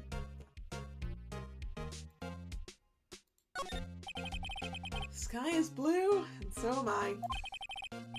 There's that hotel right across the way. Alright. Actually, let's actually talk to Gumshoe. About Miss Faye, did you do an autopsy? Hmm? You want to know the results, eh? Now don't you look at me like that, pal. It's no use. She might have been your boss, but that doesn't mean you get any special treatment. Alright, you can see the report, but that's all. Time of death? It's 5th of September, right? Because this is American. At 9 PM. Cause, single blunt force trauma. Death was instantaneous. Yeah, how's she writing a killer's name on a piece of paper if the death was instantaneous? About Maya. Yeah, I'm looking forward to the trial. Sorry, pal, but this is one trial you aren't gonna win. Why do you say that? The city's put Prosecutor Edgeworth on the prosecution. Ah, Edgeworth. It is time, is it? Edgeworth? I'm sure you know what that means, you being a lawyer and all. Prosecutor Edgeworth? That's right, pal. Mr. Miles Edgeworth himself. Wait, you do know him, don't you? Of course! Of course I do! I know him. He's a feared prosecutor. He doesn't feel pain, he doesn't feel remorse. He won't stop until he gets his guilty verdict. Ah, don't talk about him that way. You make him barely sound human. Still, I'm afraid this pretty much decides the case. So, Edgeworth is on this one.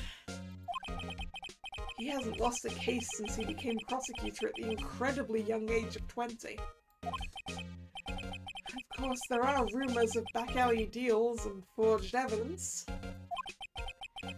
All I know for sure is that Edgeworth hates crime with an almost abnormal passion. I never imagined I'd be facing him so soon. Well, that's all we can ask Gumshoe about. Right, what do we have in our court record now? We have my badge, the thinker, glass shards, the receipt, Maya's memo. Yes, we needed to ask Gumshoe about the cell phone, didn't we? And then the autopsy report. So let's present this. I was wondering, did you see Maya Nope. Nope, try that one again. I was wondering, did you see Maya Faye's cell phone? Oh, that! I have that! Yeah, there! Look! Old-fashioned phone with the tiny little stubby aerial. My first phone was a little bit like this, except it also had a flip-over thing that covered up the numbers. And it was also blue.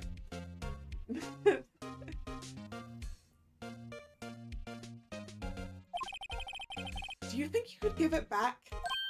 Sure! I mean, wait a second, pal. Tricky lawyer. Uh-oh, he is onto me. Let's tell it to him straight.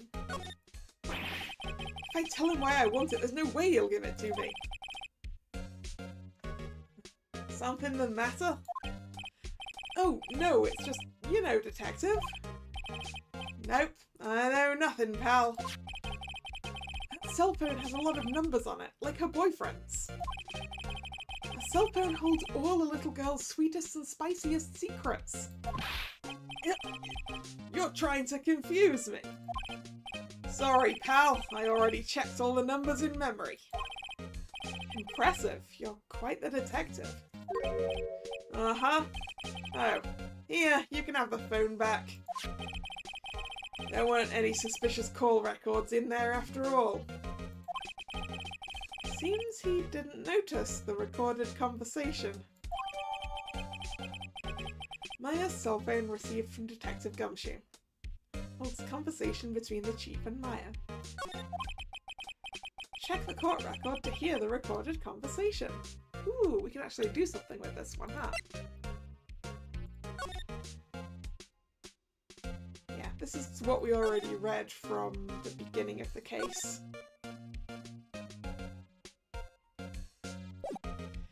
Do they not have any password or passcode protection? Clearly not!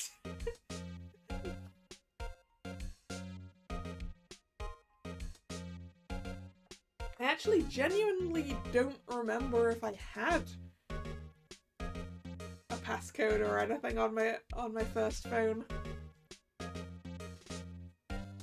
Yeah, I'm not certain that was a thing back then. Now we know that Mia was bad with electronics. We technically don't know that Maya was bad with electronics. Actually, no, wait, she said that she couldn't figure out how to stop it making recordings, so yeah, I guess she was bad with it too.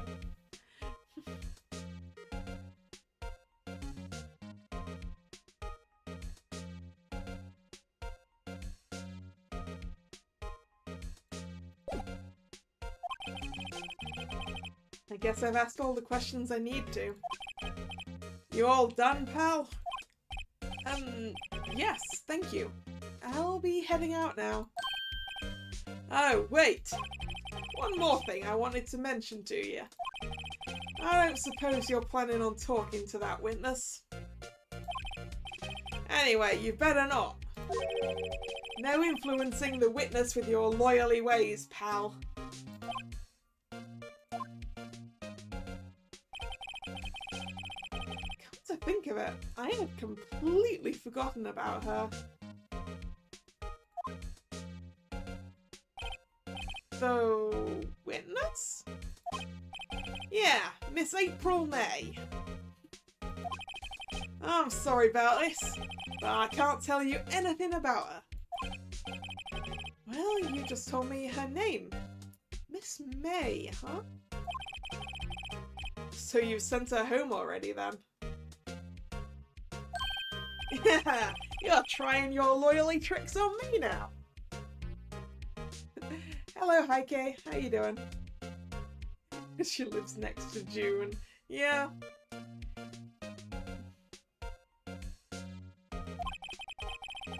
She's not to go outside her room until the trial. So she's still in the hotel across the way. I guess I should know better than to try to get a detective to leak information. Your trust in Gumtree is lowering by the minute. That's fair. I like him though. Is that because I can get him to tell me things by accident? Maybe.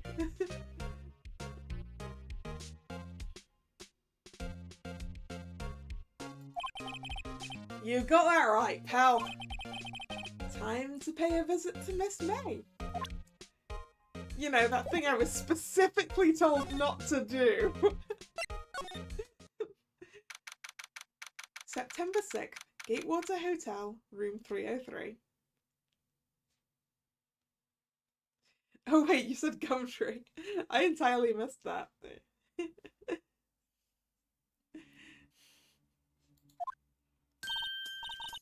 Oh, hello there, handsome. Aha. Smooth, right? real smooth. You're the lawyer, aren't you? The detective told me. He said, don't say nothing to the lawyer, pal. Promote yourself.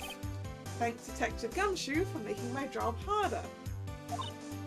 Gee, this is all like something out of a movie. It's all so exciting I can hardly contain myself. Oh, let me go freshen up so I can look the past the beautiful eyewitness. I pity the lawyer that has to cross-examine this one. Ah, you mean you. Right, what's going on here? Why is there a screwdriver sticking out of a drawer? There's a screwdriver stuck in this drawer. I wonder what's inside. Let's take a look. Hey! Hey! What are you doing? No touching! Oh, bad boy! You really shouldn't pry around in other people's rooms now. You wouldn't want to make me upset, would you? Upset? I thought she was going to explode for a second there. I wonder what could be inside the drawer. Well, apparently I'm not gonna get a chance to look right now. Do you think you could tell me something? I need you to describe what you observed at the time of the incident. Ooh, observe. Incident. You sound just like a lawyer in the movies. Like a man with a big vocabulary. Better not encourage her. You know that thing that happened the other day? The bad thing? What did you see when it happened?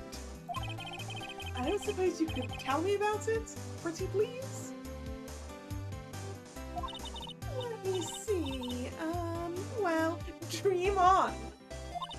If you want to know, you'll just have to come to court tomorrow, Mr. Lawyer. Oh boy.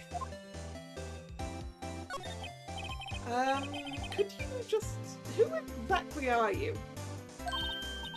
Oh, Mr. Lawyer, are you hitting on me? No! Hey, I'm just doing my job here. You know, you're cute when you blush. Believe me, this is the first time in my life I've blushed this much. Right, can you tell me what it is that you do? Well, you know, you had your little hoops up, didn't you? Oh boy. Okay, what about this room? I see there are 2 glasses on the table. Is someone staying here with you? Ooh, what amazing powers of observation! You must be one of those famous detectives like on television. Oh, no, not me. I'm just a lawyer. Say, Mr. Big Detective, why don't you go look for clues in the garbage? Hmm? Miss May doesn't like nosy little lawyers.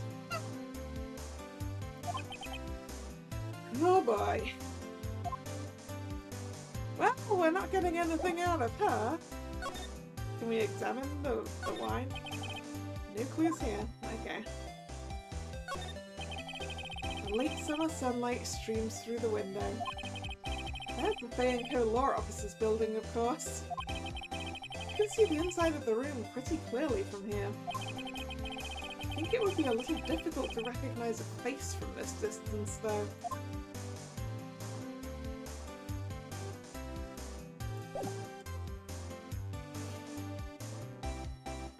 I don't think we're getting anything out of Miss May, are we? Maybe Grossberg's back. Seems like Mr. Grossberg is out. Well, maybe I should just wait here for him to come back.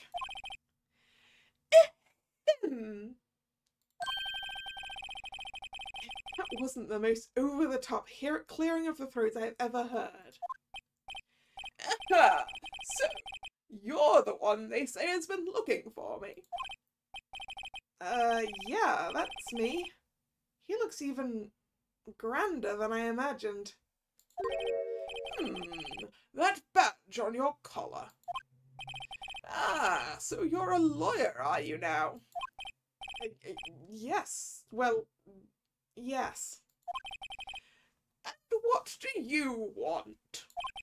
I'm not particularly busy these days. Please proceed. Not busy? How come no one could get in touch with you? Oh, he was definitely golfing.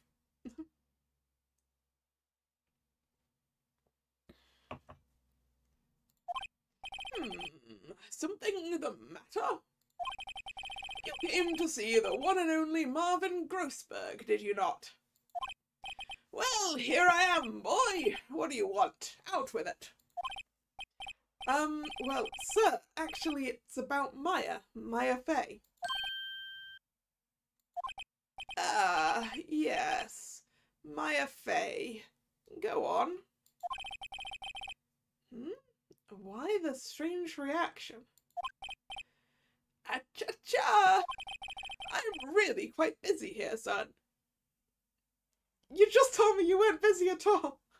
Also, I'm very, very distracted by that. By his mustache.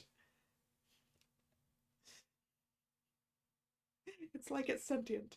I can't go taking cases on a day's notice. No, it's quite impossible. Wait a second. How do you know the trial was tomorrow? Anyway, I'm afraid it's entirely impossible for me to represent her. Sorry, end of discussion. What's going on? He refused me before I even got a chance to ask him. What do I tell Maya?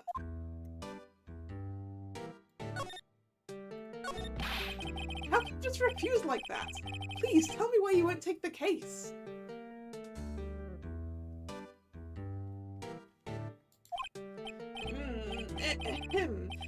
Well, you see, it's just, I'm busy, you see. But the client is Mia Fey's sister. Mia trusted you. She knew her sister would be in good hands. Yes, of course I know that. However, I'm sorry, but I must refuse. Sorry, goodbye. Creep. Fine. I don't have the time to argue with you anyway. I'll go look elsewhere. Think not. Huh? Did you say something? I think not, I said. What do you mean? I'm terribly, terribly sorry. But I'm afraid that no lawyer worth their salt will take that on this particular case. Wait, Grossberg, are you scared of Edgeworth?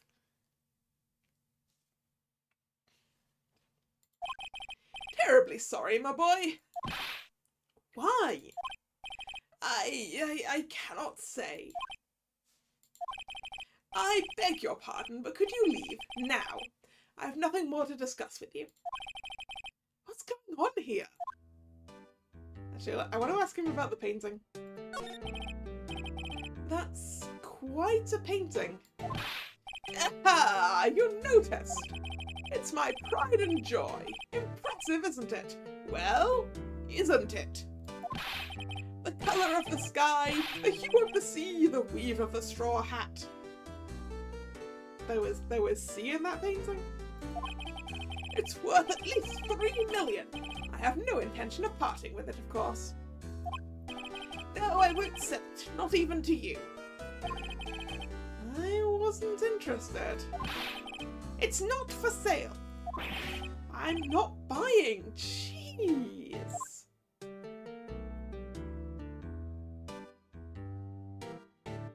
I want to properly look at that painting again.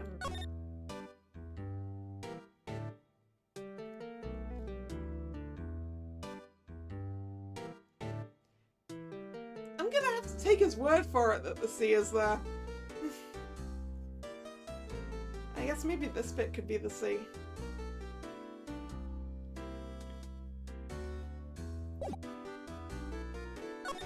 About Mia.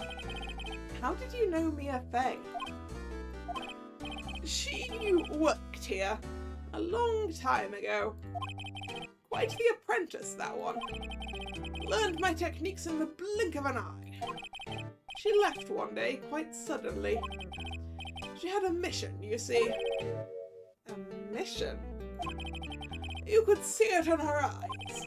She followed it with a burning passion, never looked back, that one. Alright. Well, you're not going to be any help. I guess I'm going to go. I guess we've got to tell Maya, but, Grisman won't take a case.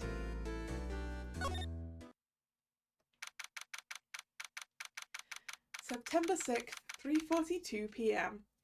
Ooh, barely in time. Detention center, visitors room. Hiya.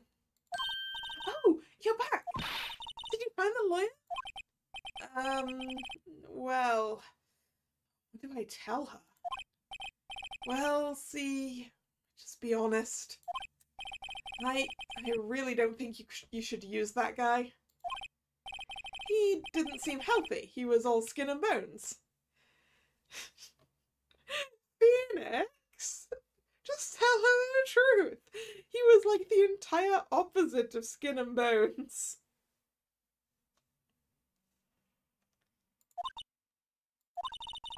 What really happened?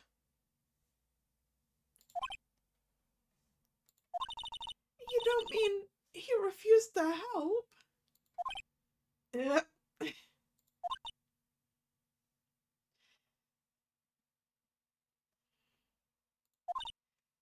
see. I've been abandoned then. Well, I could help you. What about your family? I only had my sister. My father died when I was very young. And I don't know where my mother is. Don't know. So she could still be alive?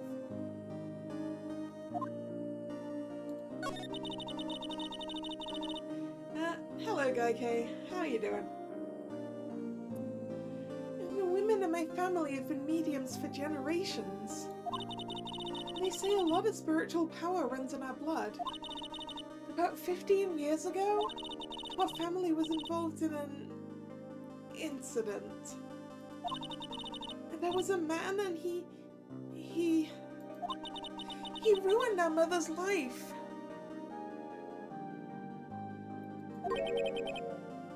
Ruined? After that, she disappeared. Several years after that, my sister announced she would become a lawyer. She left the mountain.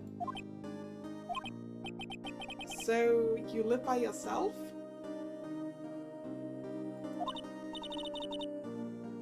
Yes, I've gotten used to it.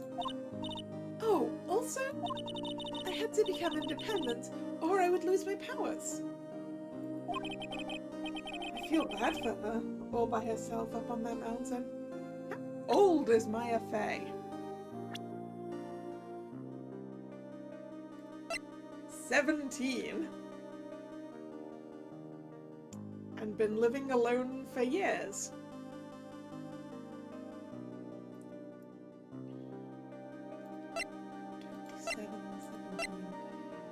Gumshoe is 30. Edgeworth is 24. April May is 23. And Marvin Graceberg is 64. Honestly, he's looking quite good for 64.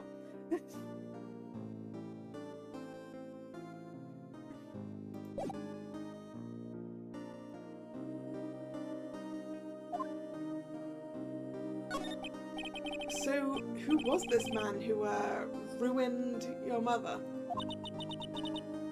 About 15 years ago, there was an unusual murder case. It made quite a stir.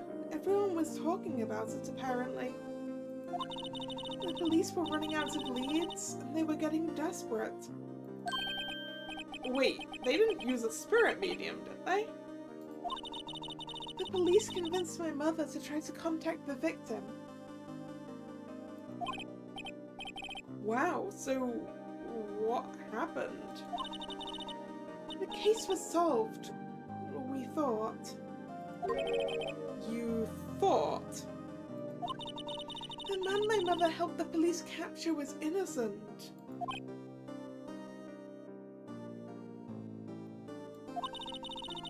The police's consultation with the medium had all been carried out in secret, of course. But a man found out about it and leaked it to the press. He told all the papers that my mother was a fraud, and the media jumped on it big time. My mother, became the laughingstock of the nation. I see. White. Excuse me? White. That was his name. My sister told me. White. Just a little longer now before the state-appointed lawyer comes, I guess. 4 p.m. Time's up. What should I do? Do I just leave her and go home? No, we're defending her. I've made up my mind. I'm going to defend you whether you want me to or not. Why? Why? Well, because I can't just abandon you. No one is as sad as a person without any friends. I know, I've been there a long time ago. Why did I become a lawyer in the first place? Because someone has to look out for the people who have no one on their side. Maya, I won't abandon you. You can count on me. That's so kind of you.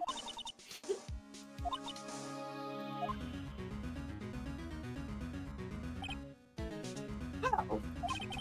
Let's fight this one and get you out of here. Right. Thank you. Phew, she smiled at last. She looks like an entirely different person.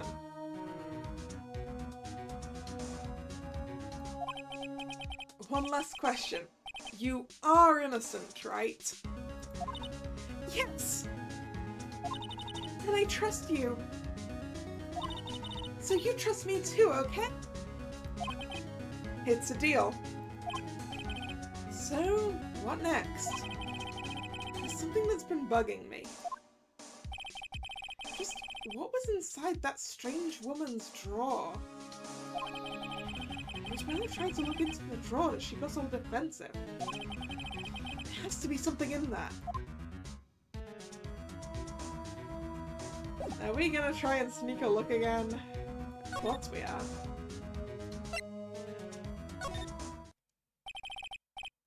Good afternoon, sir.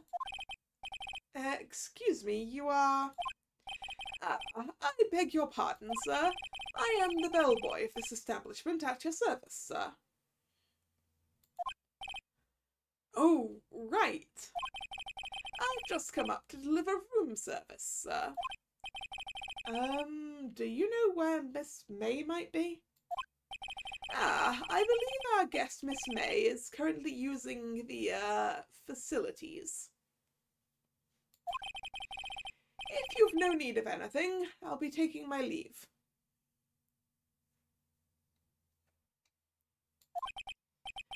Please, stay as long as you like. Enjoy. Yeah. Wait, no, hey! Why does it seem like every time I come here I end up embarrassing myself? Wait, now's my chance to snoop around a bit. I almost forgot. Yeah. You came back quick. Might I ask you to inform Miss May there is a message for her? Please tell her that Mr. White of Blue Corp phoned. Mr. White of Blue Corp, huh? Oh, right, sure. Wright of Blue Corp. Where have I heard that name? White.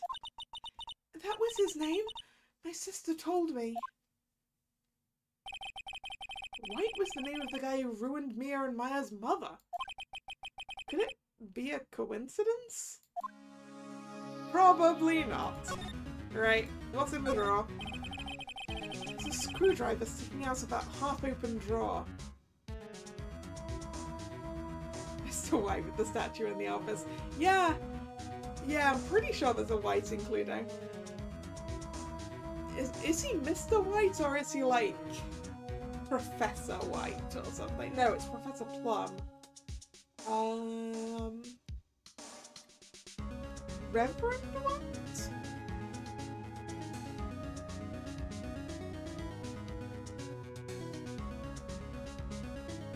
No, Mrs. White apparently.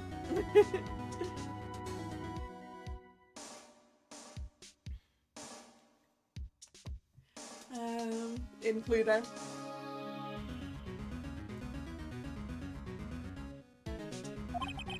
Now's my chance to see what's inside. What do we have here?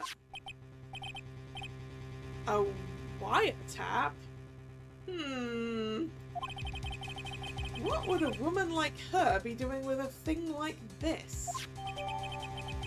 Wiretap added to the court record. There's definitely something suspicious about this Miss May. Why would she have something like this in her hotel room? There's a story behind all this, I know it. Alright, I'll be using this bit of evidence in tomorrow's trial, that's for sure. For Maya's sake, I'll get to this woman's bottom. Wait, I mean, you know what I mean. Hello, Bellboy! Still there? Uh-oh, time to scram. Look forward to tangoing with you tomorrow, Miss May. In court. To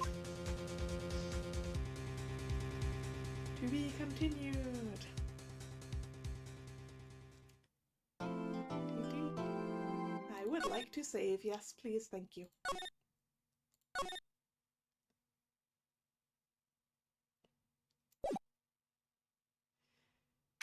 No, apparently we're not telling her she has a message. Right, before we get into the court stuff, I'm gonna go get myself some more water, and I will be right back.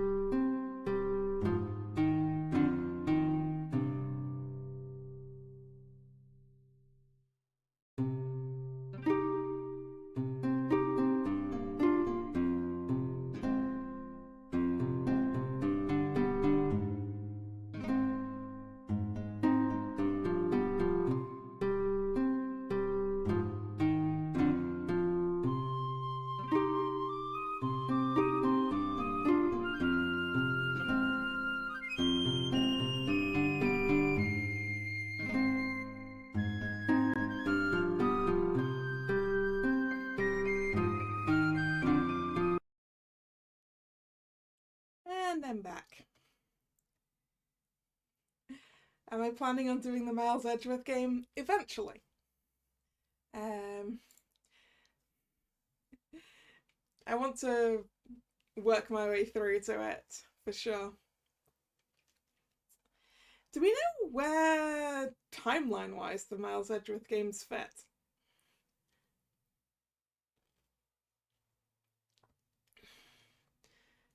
Right. September 7th, 10 AM, District Court, Courtroom Number 1.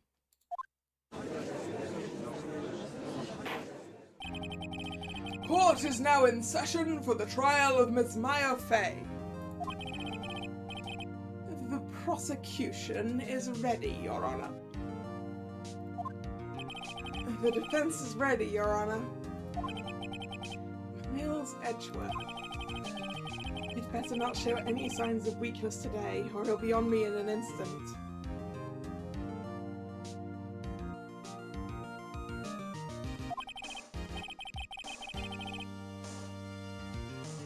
Mr. Edgeworth, please give the court your opening statement. Thank you, Your Honor. The defendant, Miss Maya Fey, was at the scene of the crime.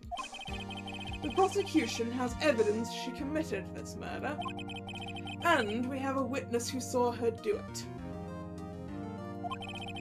The prosecution sees no reason to doubt the facts of this case, Your Honor. I see. Thank you, Mr. Edgeworth. Let's begin then. If we may call our first witness, Your Honor. The prosecution calls the chief officer at the scene, Detective Gumshoe.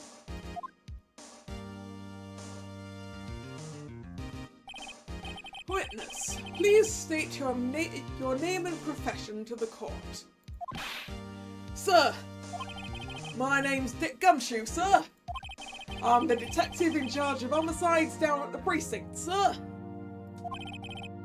Detective Gumshoe, please describe for us the details of this murder. Very well, sir. Let me use this floor map of the office to explain. The body was found by the window here. And the cause of death? Loss of blood due to being struck by a blunt object, sir. The murder weapon was the statue of the thinker found next to the body, sir. It was heavy enough to be a deadly weapon, even in a girl's hands, sir. The court accepts the statue as evidence. They're still calling it a statue. Floor plans added to the court record. Now, detective. Yes, sir? You immediately arrested Miss Maya Fey, who was found at the scene, correct? Can you tell me why? Yes, sir. I had hard evidence she did it, sir. Detective Gumshoe, please testify to the court about this hard evidence. Maya Fey's arrest. As soon as the phone call came in, I rushed to the scene. There were 2 people there already. The defendant, Miss Maya Fey, and the lawyer, Mr. Phoenix Wright. Yeah, I mean, we got brought in for questioning, but we didn't get arrested because Gumshoe had the dying note, right? So it was like, the person whose name is on the, it was written on the note with blood must be the killer. I immediately arrested Miss Maya Fey. Why? We had a witness account describing her. The witness saw Miss Maya Fey at the very moment of the murder. Did she now? The very moment, you say? Very well. Mr. Wright, you may begin your cross-examination. Yes, Your Honor. Cross-examine what? I can see a single contradiction in that testimony.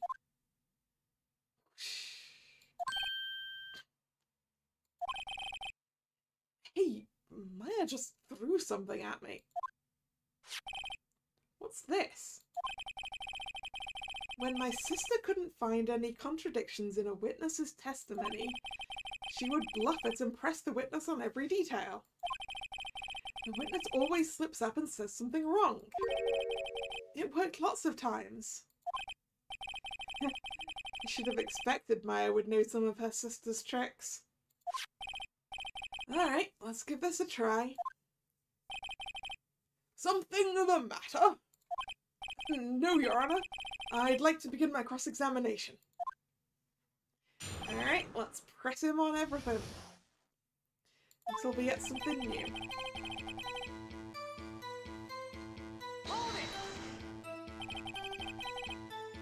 The Miles Edgeworth games take place between Trials and Tribulations and Apollo Justice. Okay, so between Game 3 and Game 4. I should make a note of that somewhere. As if they take place then, that feels like when I should play them.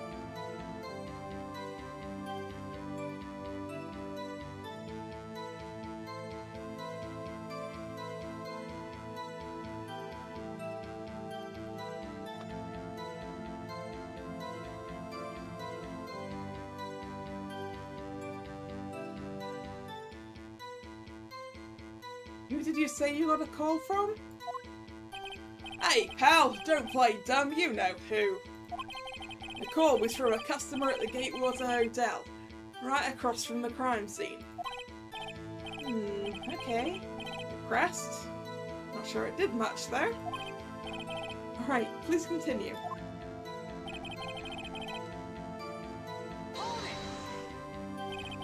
Detective Gumshoe, how long would you say it took between you receiving the call and your arrival at the scene of the crime?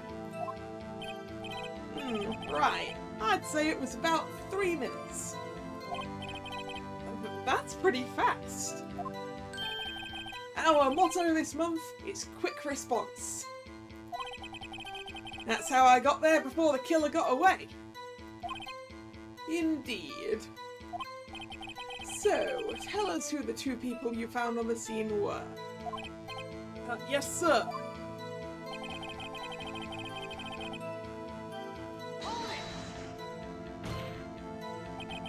Are you absolutely sure it was us? Listen, pal, your dumb act will only get you so far. With their funky hippie clothes and your spiky hair, you two stand out like suspicious people at a crime scene. Well, he does have a point about her. She is pretty unmistakable. I should pick my points to press with a little more care. Well, no, we're going to press everything. Be nice. Why is that? What's your reason? Okay. Hold on just 1 second. Yeah? If I heard correctly, you said you arrested her because you had hard evidence she did it, correct? Huh? Did I say that? Me? Yeah, right?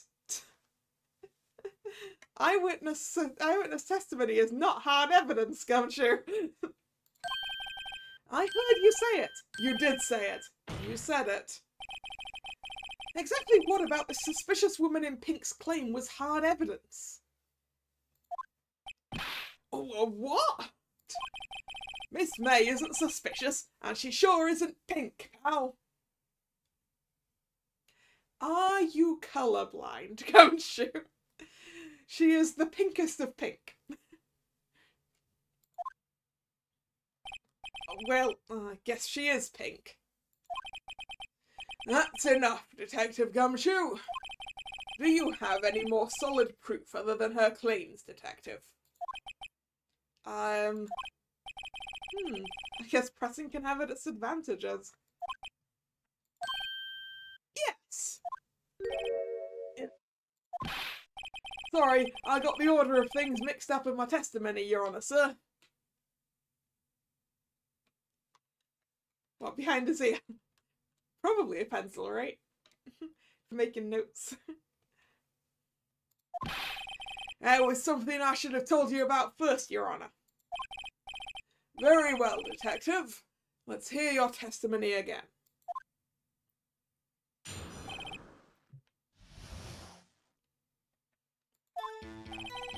After securing the suspect, I examined the scene of the crime with my own eyes. I found a memo written on a piece of paper next to the victim's body. On it, the word Maya was written clearly in blood. Lab test results showed the blood was the victim's. Also, there was blood found on the victim's finger. Before she died, the victim wrote the killer's name.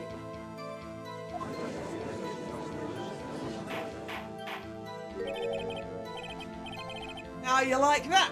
That's my hard evidence. Before we begin cross-examination, I have a question for you, Detective. Your Honour? Why didn't you testify about this vital piece of evidence the first time?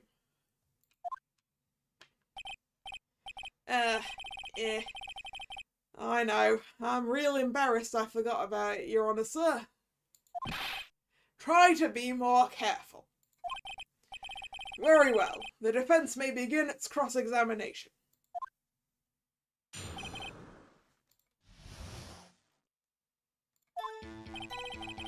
After you know we did that right. I think I want to.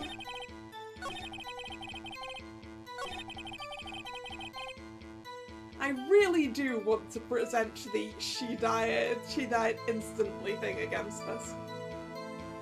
Hello, Card Gaming. How you doing? Right. Where? The autopsy report. Instantaneous. How did she have time to write the killer's name? Detective Gumshoe, there's one thing I want you to clarify for me here. You say that the victim, Mia Fey, wrote this note. That she was accusing the defendant, Maya Fey? That's really what you're saying. What? This isn't one of those lawyer tricks now, is it? Of course she wrote it. Who else could have? People trying to frame people? You have it backwards, Detective. Backwards? The victim is the only person who absolutely could not have written it. This is a report from your department, Detective. Immediate death due to blow from a blunt object. She died immediately. But... no butting your way out of this one, Detective. Order! Order! The defense has a point. Someone who died immediately wouldn't have had time to write anything down.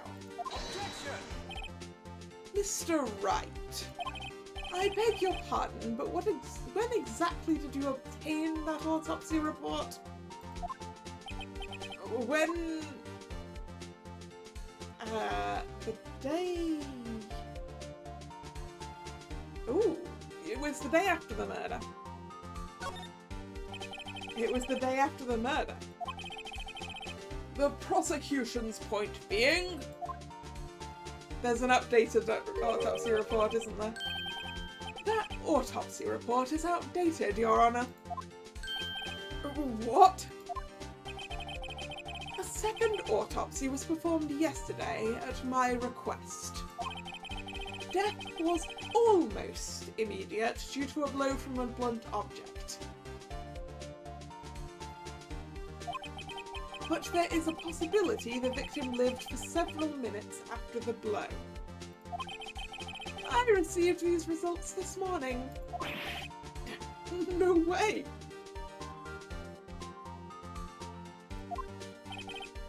Your Honour, It's quite easy to imagine that the victim did have time to write Maya. That is all. I see. Damn you, Edgeworth.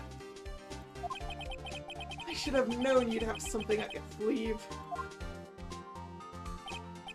Why, Mr. Wright, you look shocked. Something you want to say? I am a sham.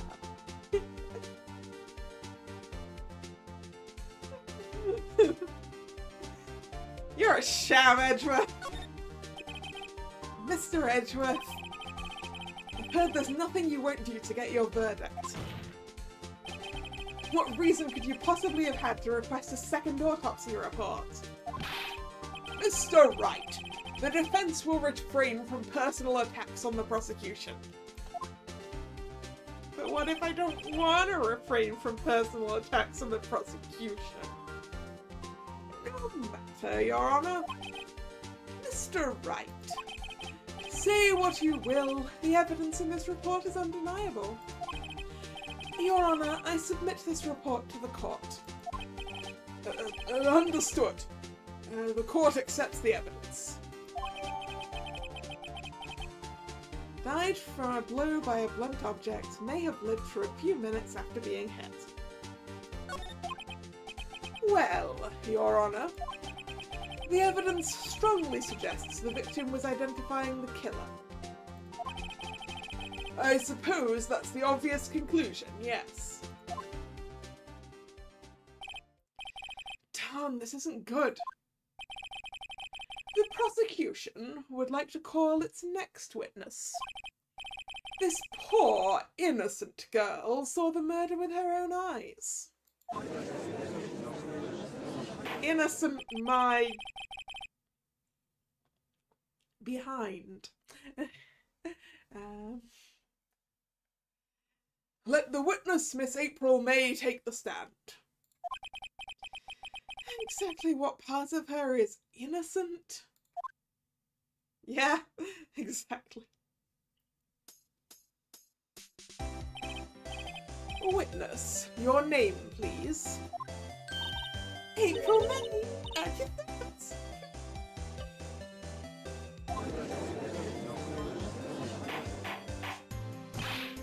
Order! An introduction should not require any reaction from the crowd. The witness will refrain from wanton winking. Aww. Yes, Your Honor. This is not good. She's already captured the heart of every man in this courtroom. Tell us, where were you on the night of September 5th, when the murder occurred? Yeah, you're right, we didn't get her job, did we? Gee, I was like in my hotel room. I checked in right after lunch. And this hotel is directly across from the Fay & Co. law offices. That's right, big boy.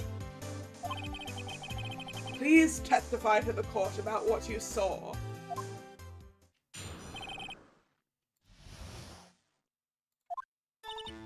It was like 9 at night. I looked out of the window, you know. And then, oh, I saw a woman with long hair being attacked. The one attacking her was the mousy girl sitting in the defendant's chair. The woman, like, dodged to one side and ran away. But that girl, she caught up to her and she hit her.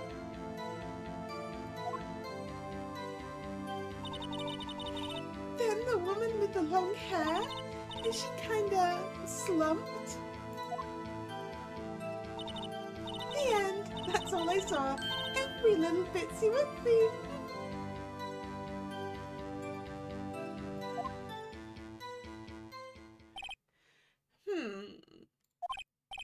Well, Your Honor, I see. It is a remarkably solid testimony. I don't see a need to trouble the witness any Wait, Your Honor! Yes, Mr. Wright? What about my cross-examination? I thought the witness's testimony just now was quite firm, didn't you? Mr. Wright, I understand you were Miss Miafei's understudy, were you not? You must know her techniques well. Her cowardly way of finding tiny faults in perfectly good testimonies. Cowardly, huh, Richard? Hey, how dare you? Well, Mr. Wright, will you cross-examine the witness? Yes, of course I'm cross-examining the witness. I'll gladly proceed with the cross-examination. If only because I have a feeling Edgeworth doesn't want me to. She has to have some weakness. Very well. You may begin your cross-examination. Okay.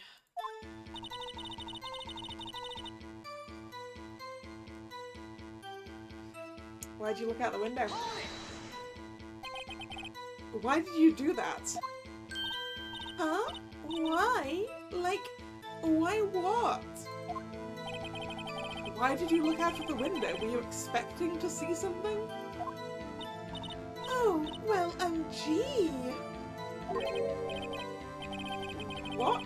That's it? She can't get out of this question that easily.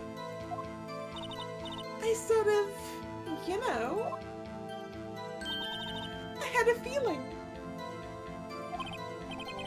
Well, I have a feeling she's trying to avoid the question.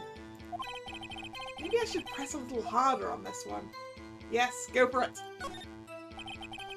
Let's see how far I can run with this before I get called out for badgering the witness.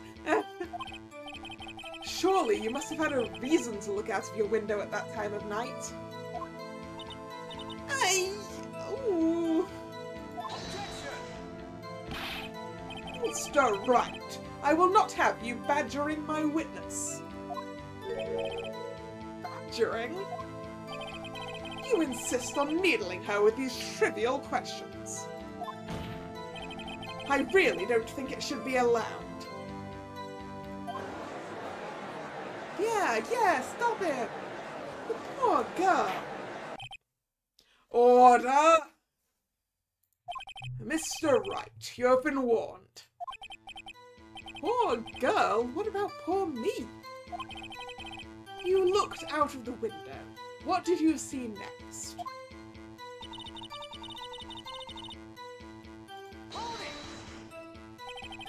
The woman with long hair. That was Miafei?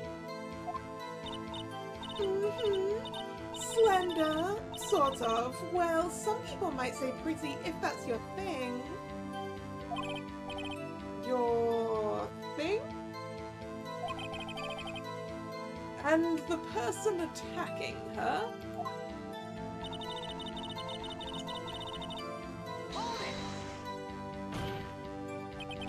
How do you know she was the defendant? Oh, well, you know. She had a girlish physique. Women know these things. You just know, okay?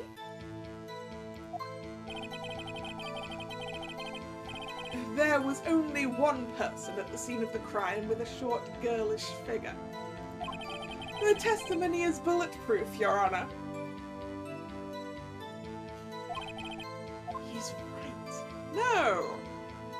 He's not right. I question the testimony. Hold on a minute. That testimony stinks. Yeah, it was dark in there, right? Maya said it was dark when she arrived. What? Miss May, I'm willing to bet that you saw nothing or you're lying. You're lying, honestly. But, you saw nothing is what I want to go with. Did you really see the defendants at all?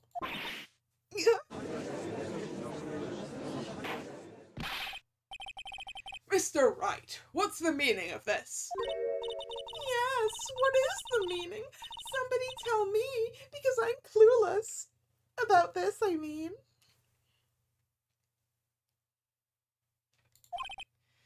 Okay. If you had really witnessed my client, Maya Fey, you would have noticed her clothes before noticing her physique. Yeah, that's a good point.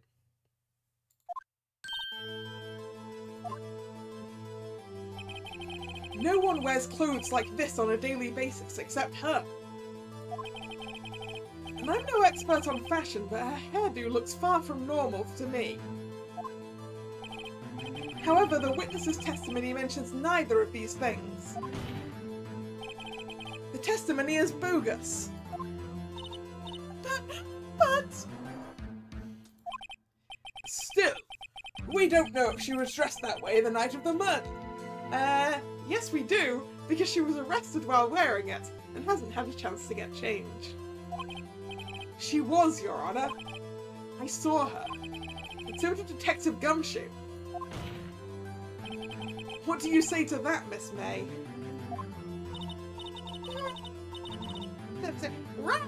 What are you trying to say, you mean lawyer? So what I saw, I just didn't think all the trifling little details were necessary, darling.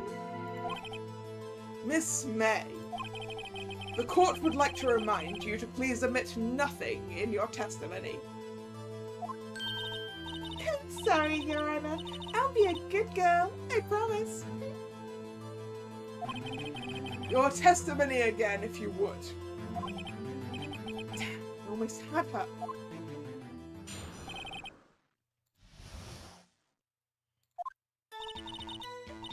Everything the victim, the woman, dodged the first attack and ran off to the right. Then the girl in the hippie clothes ran after her. And she hit her with that weapon. I saw it, I did. That clock, the kind of statue-y clock, the thinker, I think? Wait, how do you know it's clock? Well, does the accuracy of my report not startle you?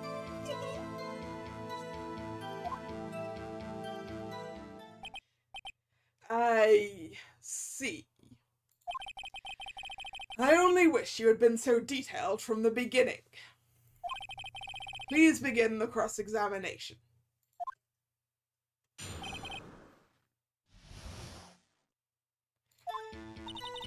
Lady, how do you know it was a clock?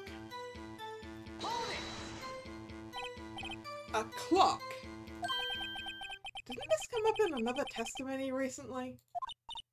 Oh, well, don't look so sour, Mr. Lawyer. You can't win them all. No, but I have a feeling I'm onto something now. Okay, apparently pressing K was the wrong option. I'm going to present. Nope, that may have been wrong. Miss May, what you said just now was quite revealing. Revealing? Ooh, you'd like that, wouldn't you, naughty Mr. Lawyer? You just said that this statue of the thinker was a clock. But there's no way of knowing that just by looking at it. Yeah. Another person in much the same position as you recently called this a clock, too. And he was found guilty of murder. Order! Order! Miss May, can you explain how you know this was a clock?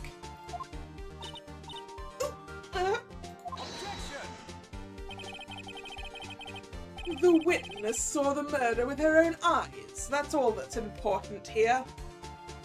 No, I'm sorry, Edgeworth. The little details are the most important thing. The defense is trying to confuse the issue with trivial concerns. Yes, of course. You will withdraw your question, Mr. Wright. No, no. But questions are all I have, Your Honor. And as you may recall, I've caught murderers with these questions before. Murderers, huh? I don't think there's a plural on that. Well, only once.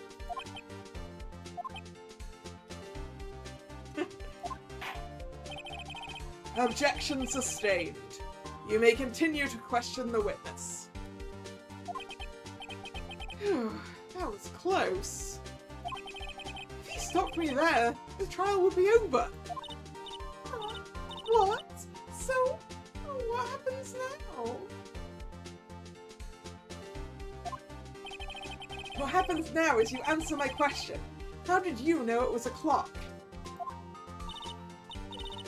That's because I heard it? No, you didn't. It's not working right now.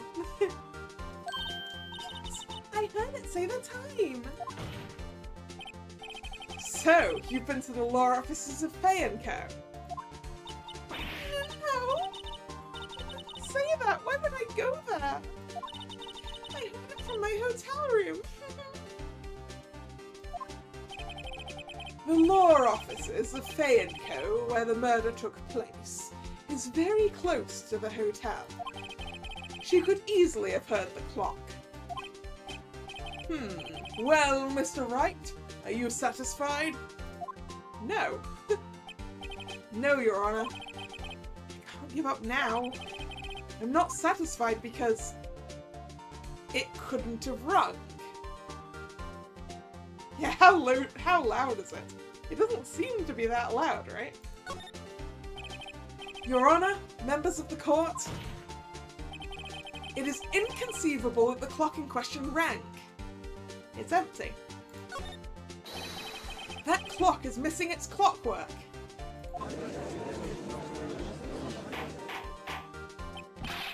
How could you possibly?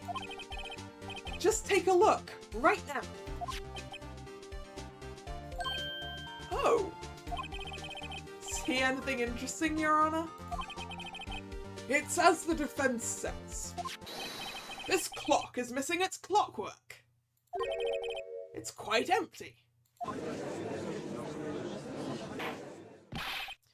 Mr. Wright, would you care to explain to the court the meaning of this? It's as you can see.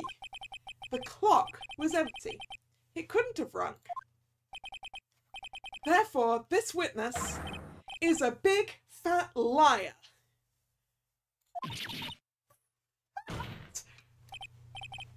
Well, Miss May? Tisk, tisk, tisk. Quite a show you put on for us, Mr. Wright. He knew the clock was empty. Somehow he knew. I'm afraid you've forgotten one thing, however. Indeed, the clock is empty. As you say, it can't ring. However, we must ask, when was the clockwork removed? If it was after the witness heard the clock, then there is no contradiction. Yeah, well, it was before.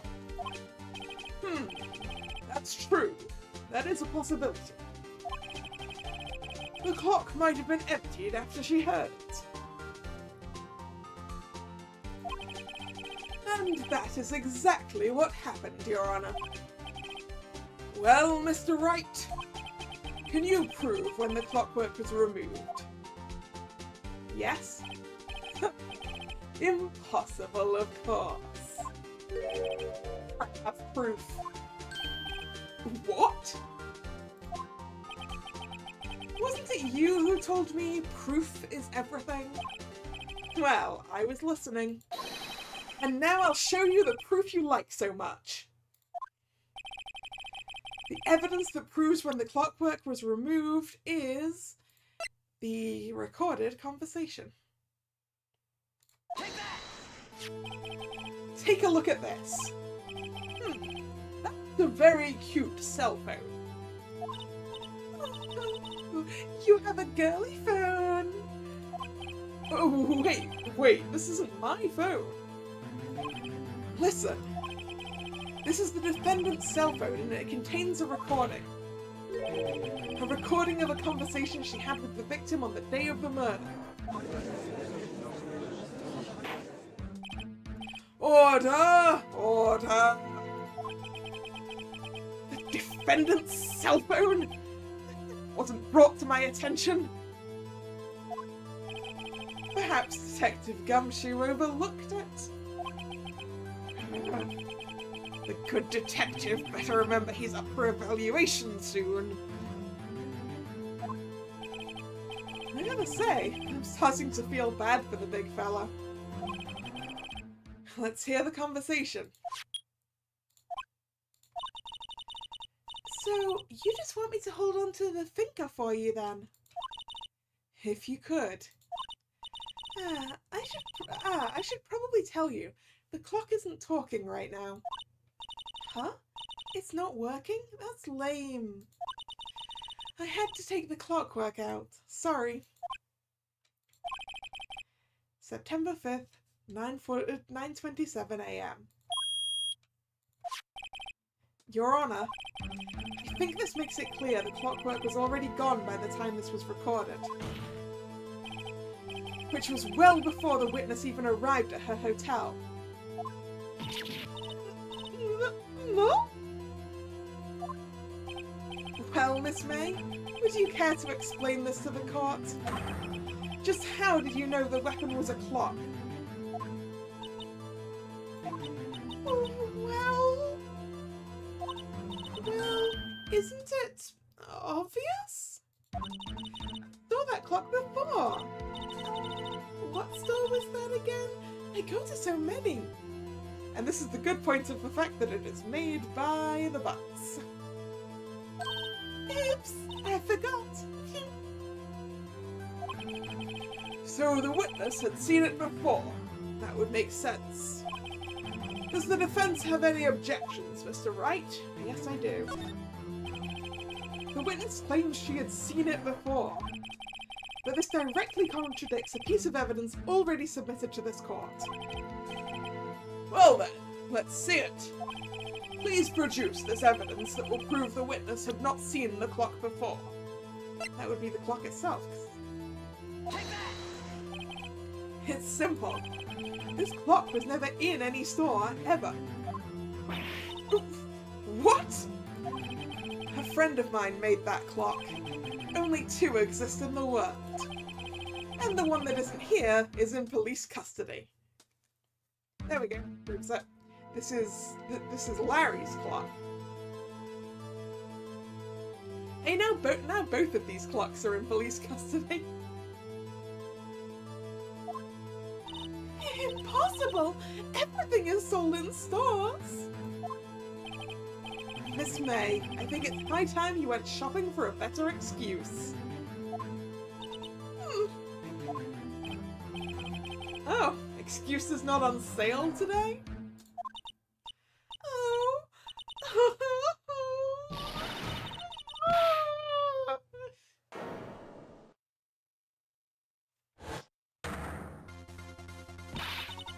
Aha, went up to that. Oh, what's it to you, porcupine head? That stupid clock doesn't matter, okay? She did it, and she should die for it. Die!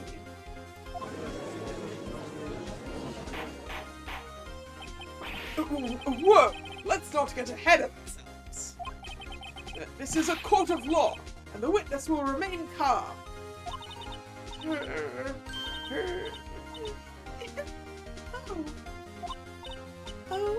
Oh! This is silly me. Did I, lose it? Yes, I did. Scary. Miss May, let me ask. Tell me, how did you know the weapon was a clock?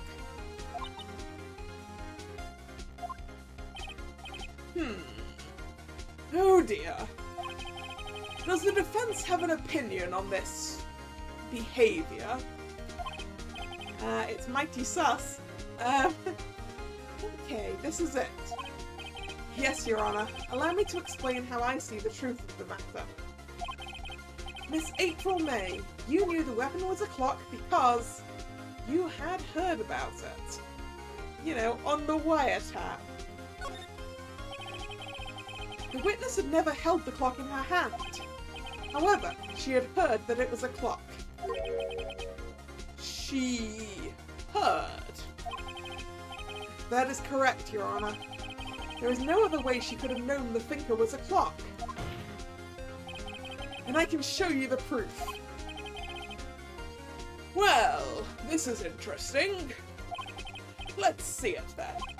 Show me evidence proving the witness had heard the murder weapon was a clock. Wiretap. Have a look at this. Oh, that? I found this in Miss May's room. Mr. Wright, please explain to the court what this is. Miss April May? You were tapping the victim Miss Maya Fay's phone, were you not? Oh. Your Honor, this is irrelevant. Edgeworth, how is a wiretap irrelevant? I'm not entirely sure that it is. Objection overruled. It troubles me that our witness was in possession of a wiretap. This is outrageous! Does the defense truly claim that the witness was tapping her phone? Right? You'd think Edgeworth's first thing was, well, how can you prove you got that from her room?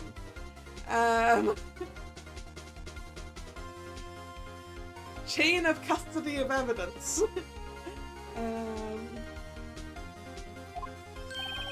Absolutely. Even if that was the case, which it's not, you still have to prove one thing. Did the victim ever say that the weapon was a clock on the phone? Yes. I can prove that. It's literally in the recorded thing that you already heard, Edgeworth. Can you prove that? I think not. Oh yeah? I think I can. It's simple. What? Here's my proof. The proof that the victim said on the phone that the weapon was a clock was literally the recorded conversation I've already played for the court. I present the defendant's cell phone. Yes, we've seen that. Listen once more to the conversation between the defendant and the victim. Mia, what's up? You haven't called in a while. Well, actually there's something I want you to hold on to for me. Again? What's it this time? It's a clock. It's made to look like that statue, the thinker, and it tells you the time. Miss April May, you used a wiretap to listen to this conversation. That's how you knew the thinker was a clock. Am I wrong? Objection! Your Honor, this is ridiculous! Your Honor, look at the witness's face. Does she seem amused to you? The defense demands an answer.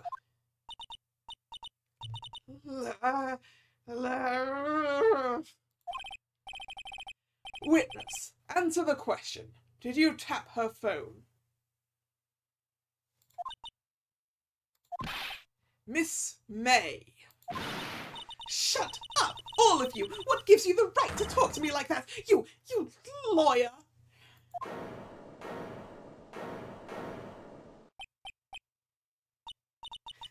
It's no fair! All of you are ganging up on me like that! Oh,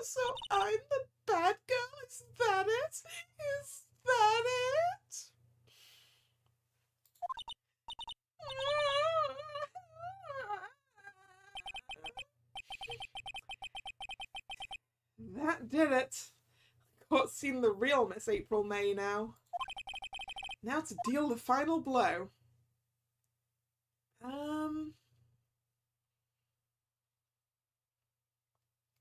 You did it, didn't you? Or why the wiretap?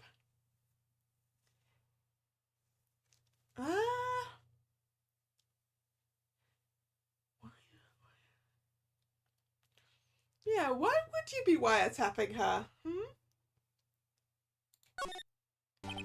Why did you tap her phone? Answer the question. Do I have to? Is this a murder trial? Isn't tippity tapping irrelevant? Still a crime! Yeah, she's saying exactly what Edgeworth wants her to say. Miss May, you were tapping the victim's phone. I hardly call that irrelevant. While this court does not condone the defence's tone of voice, he has a point. Well, Miss May, do you have an explanation for the court? Can you prove you had nothing to do with this murder, even though you tapped her phone? I'd like to see her pull that off. Mr. Lawyer, I saw that evil, evil grin. You were probably thinking, I'd like to see her pull that off, weren't you? Damn, she's good. Well, you're not the first man who's thought that. And of course, I can and will. You can't be serious. No way. Way, I say, way.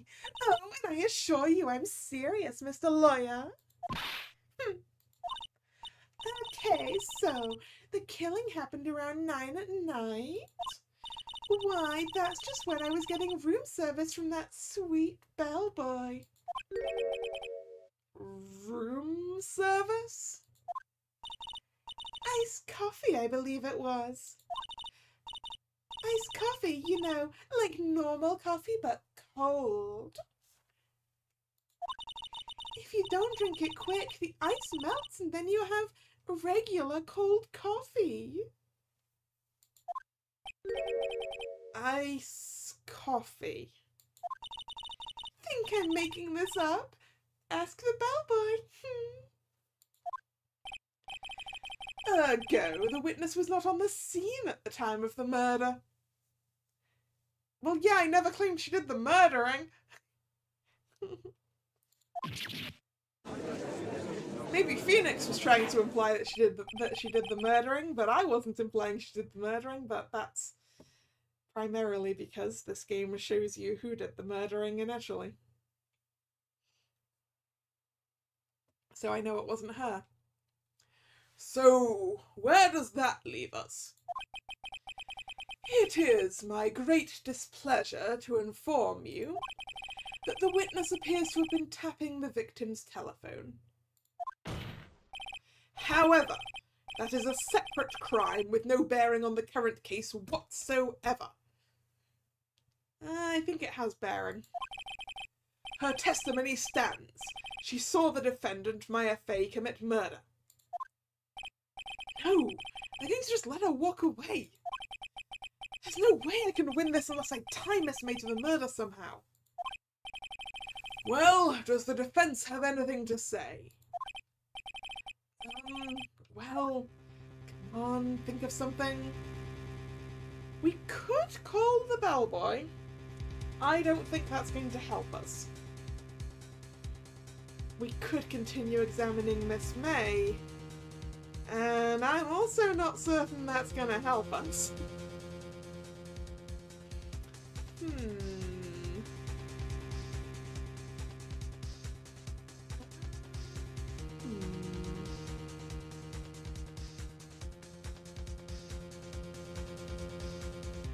I would like to call the bellboy as a witness, actually, I think I'd like to try and get the bellboy to explain why there were two wine glasses in that room.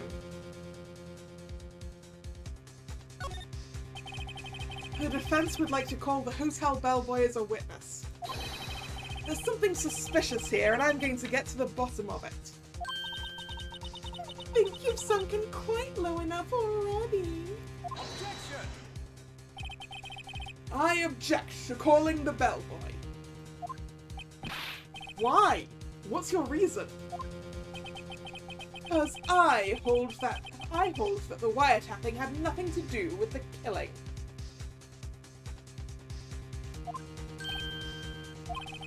However, if you agree to one condition, I'll consent to calling this witness. Condition? If Miss April May's alibi is not called into question after you examine the bellboy, then you will recognize that Miss April May was not the killer, thus she is innocent. And thereby, you must also accept the verdict of guilty for Miss Maya Fay. I feel like there's a great big divide between Miss April May was not the murderer and Maya was the murderer. I feel there's a lot of possibility somewhere in between those things, Edgeworth. That is my condition. What? I'd better find something suspicious in that bellboy's testimony. Otherwise, Maya will be declared guilty on the spot. Yeah, right, I'm perfectly willing to say, yeah, okay, if I don't find anything that calls her alibi into question, then clearly she didn't do it, but I can't then move on to, but then clearly the defendant did. What should I do? Well, I guess if it's between accepting the condition or giving up, then the answer is we accept the condition. Alright, I've got nothing to lose. Except for, well, everything. Understood. I accept your condition. Fool. You fell right into my trap.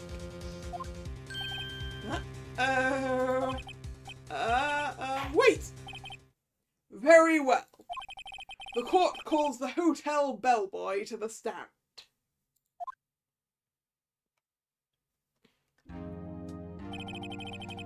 I believe we're ready for the witness to testify. He certainly does look like a bellboy. Yes, sir. I received your summons in the middle of work, sir.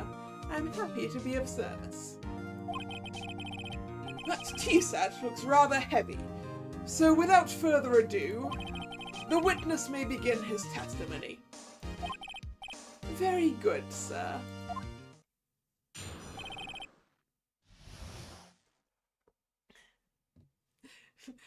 I almost thought the judge was going to say, without further ado, the witness will hand me the tea set. I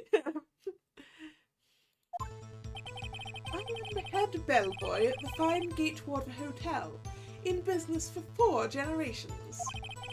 I believe I received a call after 8 in the evening from our guest Miss May. She asked for an iced coffee to be brought to her at 9 on the dot, sir. Well, that's suspicious as hell.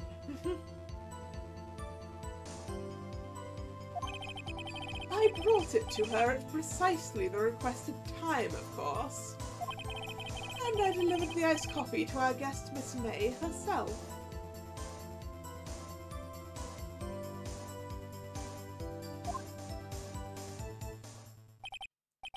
I see. The defense may begin its cross-examination.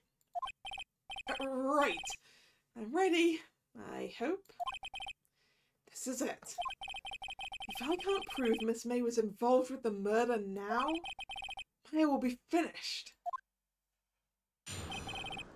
You know, if he delivered iced coffee to her at 9 on the dot, then how did she look out of the window and see the murder at 9 on the dot?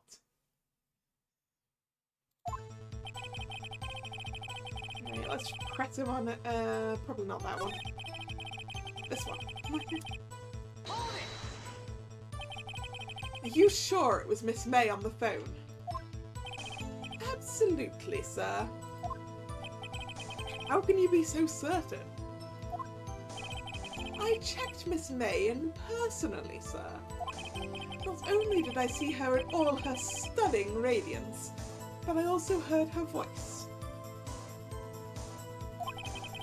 And then I saw them, and I...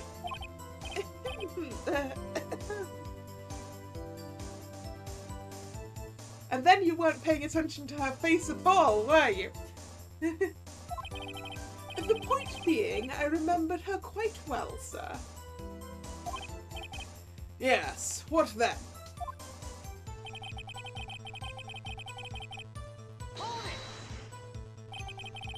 Nine on the dot, you say? Yes, I confirmed that detail several times. She was watching a program on the TV and wished to drink after she finished, sir. TV programs don't finish at exactly o'clocks. They finish at like 5 to, so there's time for ads. 9, the time of the murder.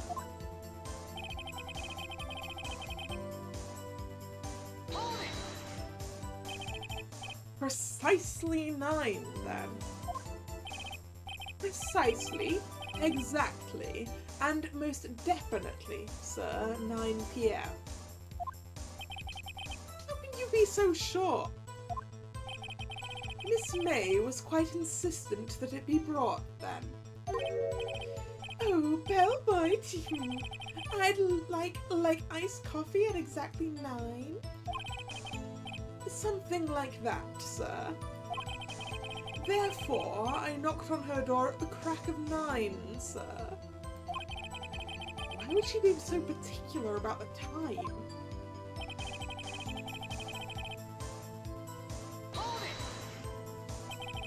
You are sure it was Miss April May herself? Absolutely, sir.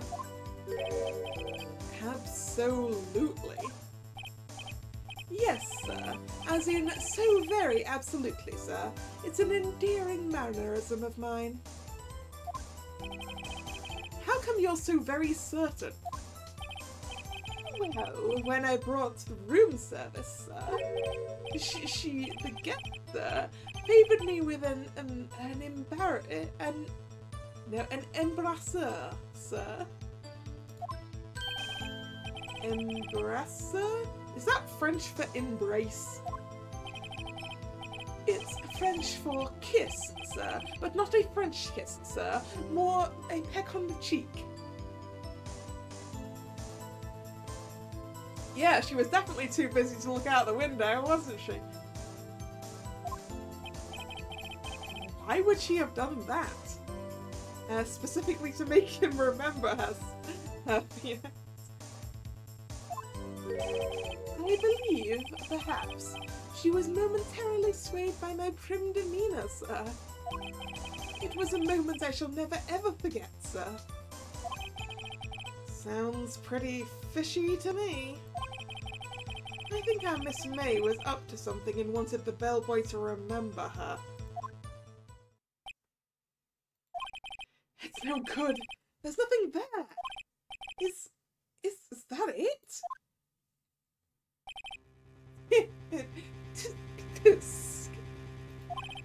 Finally, you understand. This bellboy has absolutely no reason to lie. Now, if you have any decency, you will end this rather tedious cross-examination here. It was a bit tedious. The witness may leave the stand. What let this happen? Can I? Between protesting and giving up, we gotta protest.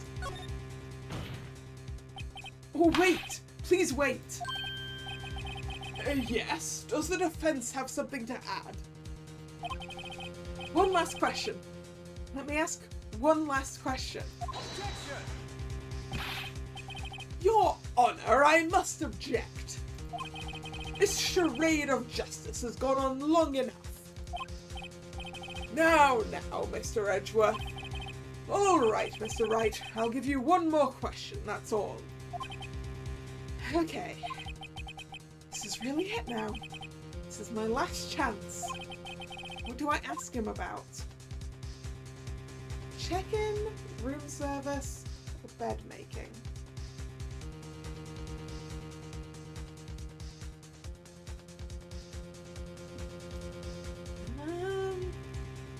I mean, specifically, I would like to know about the wine glasses.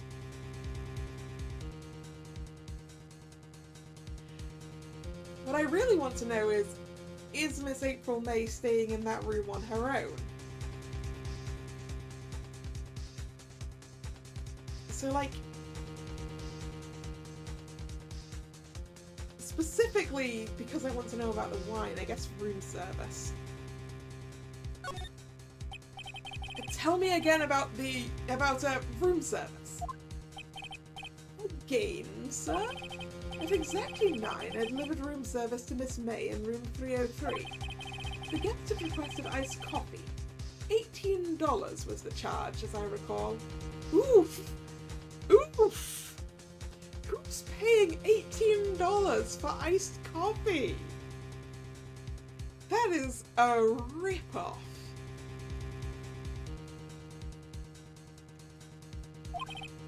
I see. $18? Doesn't that seem a bit expensive? Yes, well, iced coffee for 2, you know. And we don't skimp on the ice, sir. There we go! Iced coffee for 2.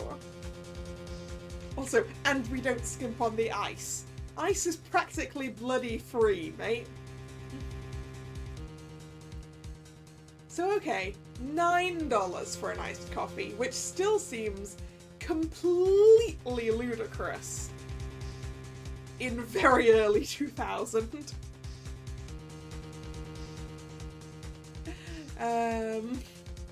But I guess room service in a swanky hotel is like that. I don't think I've ever ordered room service because it's always so expensive. What did he say? Yeah, they do charge you for the service fee. That's true.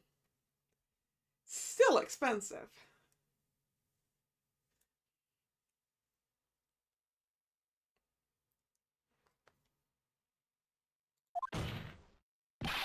What did you say?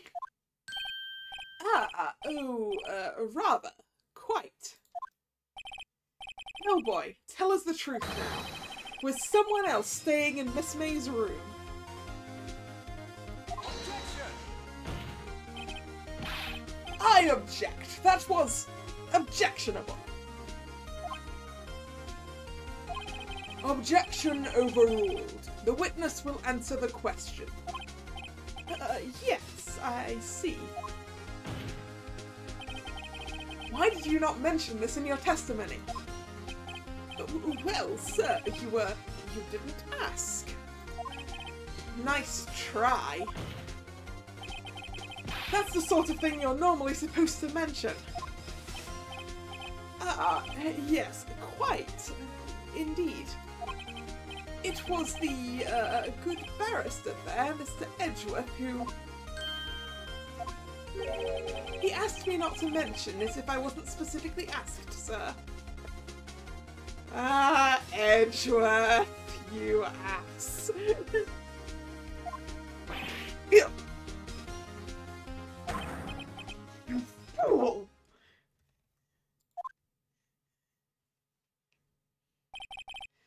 I've done it. I won. Not yet. Not yet, Mr. Wright. Miss April May checked into a twin room with a man. Correct? Yes, sir. Then, when you brought them room service, you didn't see that man in the room. That's right, sir.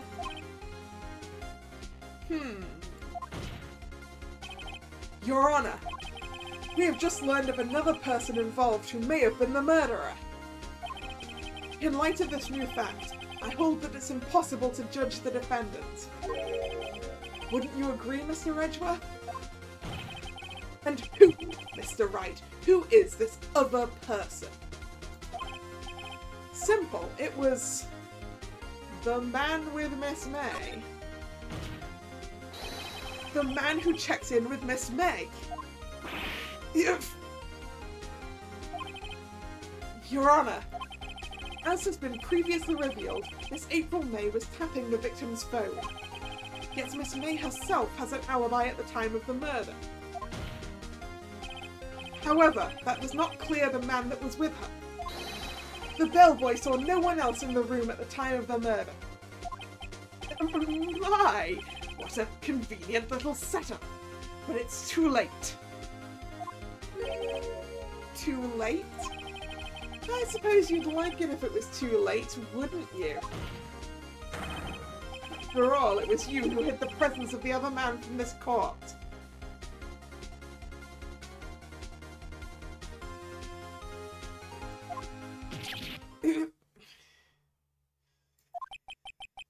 Start, amateur. These accusations are ludicrous. Enough. The court acknowledges the defense's argument. I expect the prosecution and defense to look into this matter fully. Am I understood? Yes. Yes, Your Honor. That is all today for the trial of Maya Fey. Court is adjourned.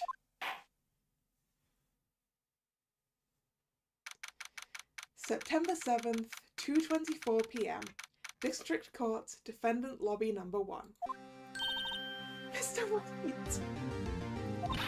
You're amazing in there! Really? I think I might be your newest fan. Oh, I was just doing my job, you know? Then again, that other attorney was pretty cool too.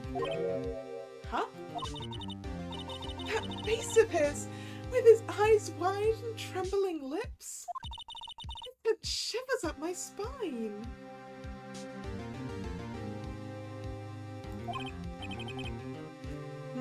If you say so. So, what happens with me? I think you have to go back to a detention center. Do I get to go home now? Well... No, I don't think so. Not yet. Oh, I see. Maya's in good spirits. But yeah. But I got a great lead in today's trial. Lead? That man with Miss May. He's the key. Oh, I get it. What happened to Miss May after that, anyway? I heard they arrested her. I guess she's learning her charms won't work everywhere.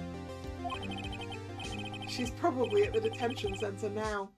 I may have to go down there later.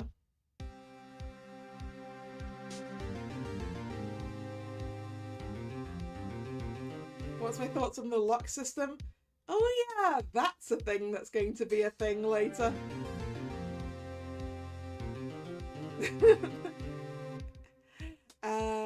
I don't remember exactly how that worked.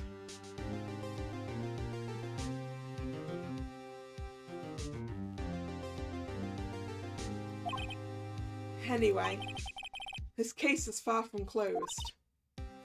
Yes, sir! I'm going to find out more about this man. Do you think he was the one who... Maybe so. Sis... Don't worry, I'll find him by tomorrow, I promise. Counting on you. I asked for a full record of April May's testimony. I thought it might come in handy during the trial tomorrow. But now that I have it, I'm not so sure. Most of her testimony was all lies. In fact, there's only one part that hasn't been stricken from the record. The victim dodged an attack and ran to the right, but was caught and struck. I don't know how much good this will do me at all now. Anyway, time to hit the pavement and do some investigating. Maya doesn't belong in that detention centre, and it's up to me to set her free. To be continued.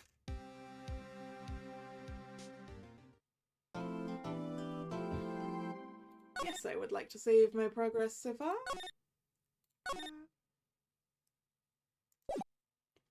Now let's go investigating.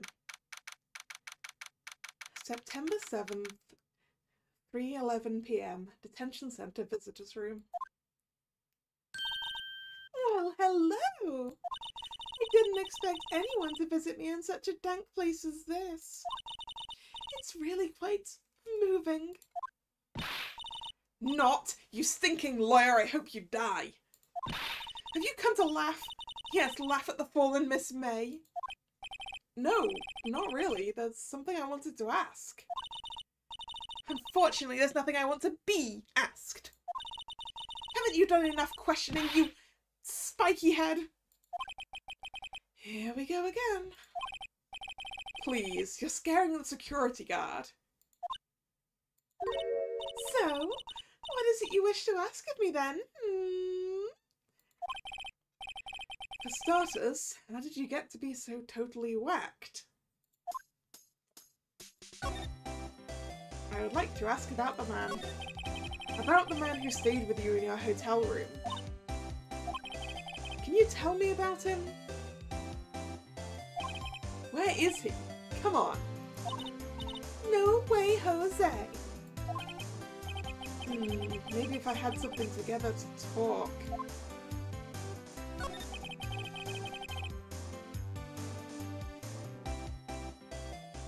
Why did you place a wiretap on Mia's phone? Aww, when you say it like that, it sounds so cold, so criminal. Tapping people's phones is a crime, Miss May? Oh, and I suppose you learned that in lawyer school. No, I don't think you need to go to lawyer school to learn that. Creep. This woman is impossible to talk to. Say, why are you so angry? I mean, you don't look like a bad person. Oh, that does it! Bottom-feeding, scum-sucking lawyer! Bottom? Tell, does she have a thing against lawyers? Or just against me?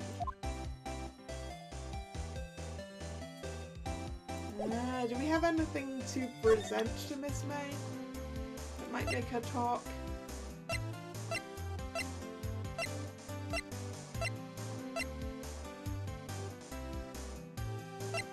We could ask her about this, maybe.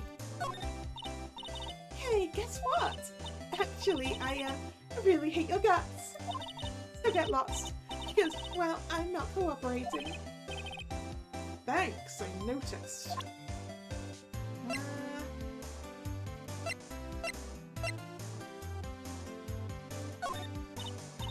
No, she is not going to talk to me. Maybe I need something, I need to go get something so that I can ask her about it. Let's go to the hotel. Maybe we can investigate the room more thoroughly now.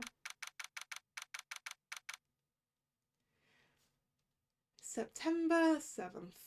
Gateway Hotel, room 303. Yeah, the insert dialogue for random item. That's what I thought. We need a specific item. Ah, welcome, sir. Quite the performance today, if I dare say so myself. Oh, thanks? Sorry for putting you on the spot like that. No, not at all, sir. Your efforts today can only help the Gatewater's rep, as they say. Huh? Rep? Yes, our reputation will swell as the hotel where the murderer used a wiretap. Is that really a reputation you want, though? We can charge a premium for the room, of course. It will be great for business, sir. Whoa! Whoa, Miss May hasn't been charged with murder. I, too, will become famous. The bellboy who brought the murderer iced coffee. Why do I feel like we're both stuck in the same bad dream? So, you are our honoured guest. Please let me know if there is anything I can bring you.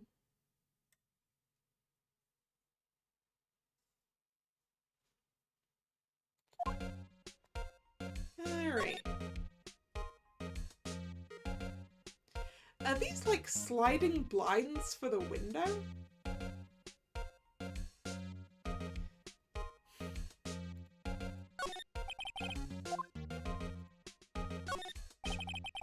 A bottle and 2 glasses rest on the table. Why haven't you cleaned these up by now? Ah, I beg your pardon, sir, but if you could please refrain from touching those. It's part of the decor. I call it the last drink before murder.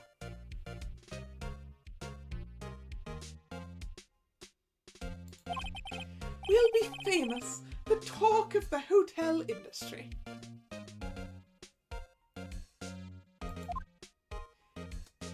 Yeah.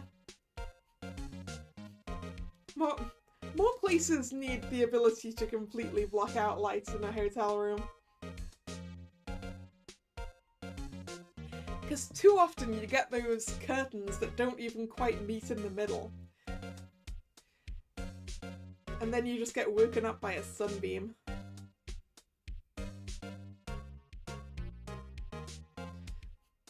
Or just you get the light of the city coming through all night or whatever.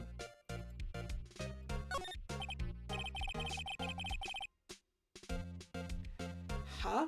There's still a screwdriver stuck in that drawer. Ah, please leave that as it is, sir. That's the drawer of terror, hiding place of the murderer's wiretap.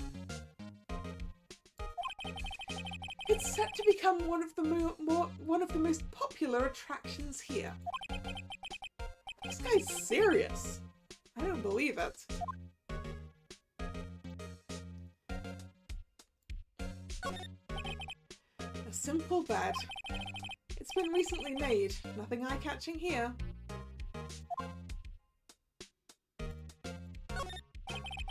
Nice weather again today. I can see the Fay & Co. law offices, of course. Ah, yes. We plan to install a telescope in that window, of course. Just $5 will earn you 3 minutes of a view to a kill. That's not good. That's, not good at all. Just kidding, sir. By that look in his eyes, I'd say he was more than serious. Okay. Is there anything else in the drawers? Nope. Anything in the flowers? A vase, as expected. I'm not good with flower names, except maybe tulips and sunflowers.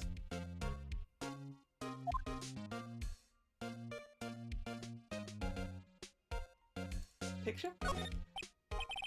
Ah, a still scene painting. Wait, should that be still life? Whatever, one of those is hanging on the wall. It doesn't look like a still life, it looks like a person.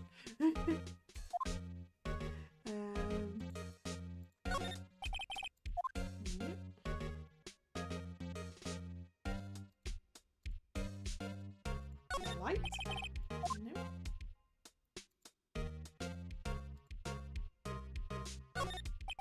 This feels like we've looked at everything that's possible to look at in here. So, let's talk to the bellboy. About Miss May. Oh, her, sir. Not to boast, but I knew the moment I saw her. She'd do it, I said. Do what? I'm starting to think the most suspicious person here is this guy. I wanted to ask you about the man who was with Miss May. Ah, yes. He struck me as a real lady killer, if you'll pardon the expression. I knew it from the moment I saw him, sir. He and I are of the same ilk. We both carry the scent of danger. Then we are in total agreement, Mr. Psycho Bellboy. If you had a photo of that man, I'm quite sure I could identify him. A photo? Well, we don't have a photo of a random man. Could you tell me about this hotel? Absolutely. And on that subject, I have an excellent idea, sir. Currently, this hotel is known as the Gatewater. I propose that we add a subtitle. A subtitle? The Gatewater Hotel, Murder Manor.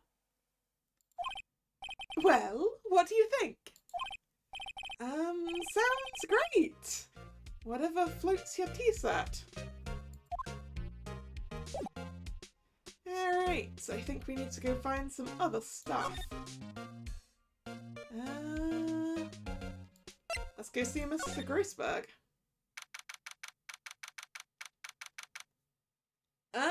Well, that's suspicious.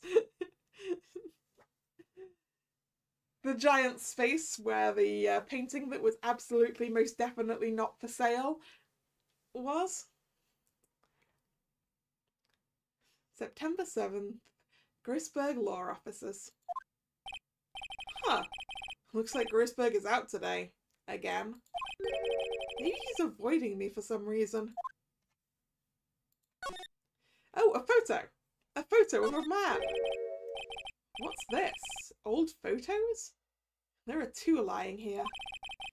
Something's been written in pencil on the backs. DL6 incident, Exhibit A. DL6 incident, Exhibit B. Ooh, DL6. I remember DL6. Let's take a look at these. Exhibit A. Sure, I've seen this person somewhere. Perhaps I'll borrow this photo. I'm sure no one will miss just one little photo. And it might be a valuable clue. I'll take it for now. Photograph quietly added to the court record. I like the use of quietly there. Well, that's probably Mia and Maya's mum. That's my guess. A photo lies on the desk. I should switch it with the one I took. Yeah, okay. We want that one, actually. I think I'll swap them. Photograph added to the court record. We did need a photo of a man. Wait a second. Wasn't there a giant painting hanging on that wall? Yeah, it was a painting of... I don't think it was Grossberg himself. Fisherman is probably the most accurate one of those, maybe? How many charges of theft could Wright be charged for? Shh! Shh! Edgeworth gets his stuff by illegal ways sometimes. It wasn't a very memorable painting anyhow.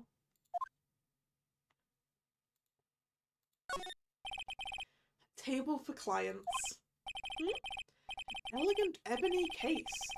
And if I'm not mistaken, that lighter's made of solid gold, which is a terrible material to make a lighter from.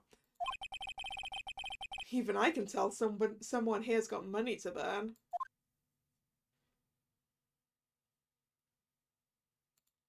A solid mahogany desk. The wood's been polished to a deep luster.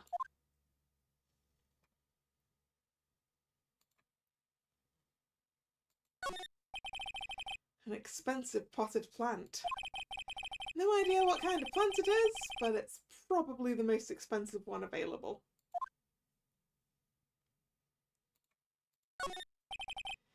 No clues there. Expensive looking mahogany bookshelves filled with expensive looking books that don't look like they've ever been read.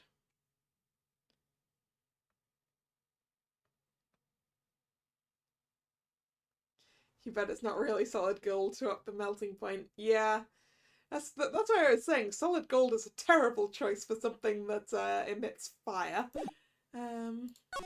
Right, so we have a random photo. Let's go show it to the bellboy.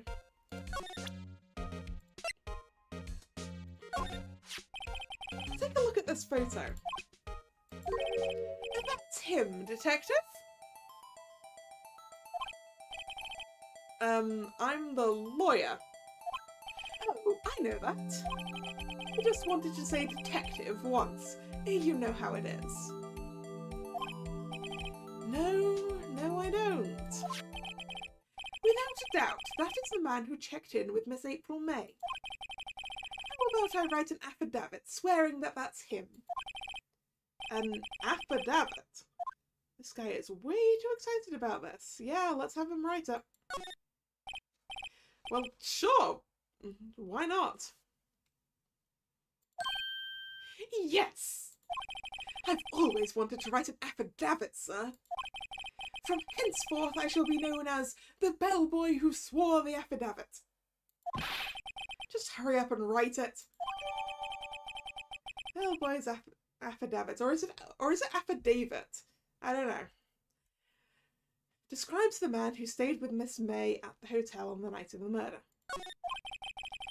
Not even Miss May can play dumb to this. Alright, speaking of Miss May, let's go fling this in her face. You again? Can't you take a hint and stay gone? Hey, the only reason I'm back here is because you won't talk to me. Oh, so it's my fault now. You don't just have spiky hair, you also have a spiky heart. If I was a Phoenix Wright character, what silly name would I have? Ooh, I'm not good at making up pun names.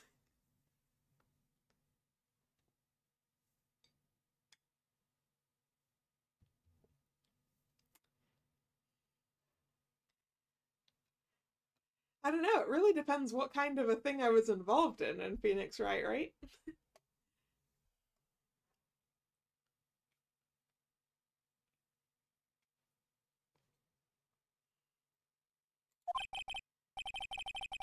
That does it. When this case is done, I'm shaving my head.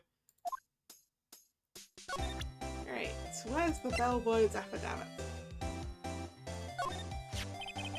Could you have a look at this? What's that? The bellboy's affidavit. It tells us everything he saw. Such as the man you checked in with. Who was most definitely this guy. Now I'm getting somewhere.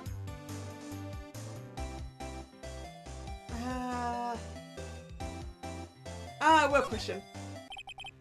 This is it. All or nothing. Time to do a little bluff. No use playing dumb. If indeed that's an act. If you don't talk, I'm taking this info to the press. What? Even though he should have been witness to murder, your little friend was missing. I'm sure the press would have a field day with his reputation. Ooh, fine, I'll talk. You win, lawyer. Yes. Man, that felt good. It's great to be alive. Why are you pumping your fists in the air? Now, tell me about the man you were with. That man, he's my boss. Wright, the president of the information gathering conglomerate Blue Corp. red, white, or blue corp, huh? Red, white. Information gathering. Well, I suppose you could call it a detective agency. So this is the man that was with you the night of the murder. I'm scared to talk. I want to end up like her. It's okay, I'll just ask Mr. White himself. Can you tell me where Blue Corp is located?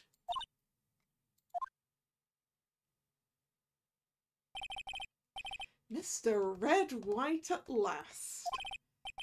Finally, a lead on this guy. If April May couldn't have done it, that leaves him.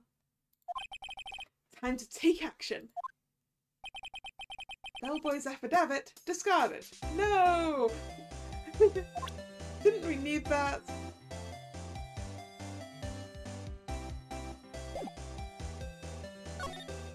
Blue Corp.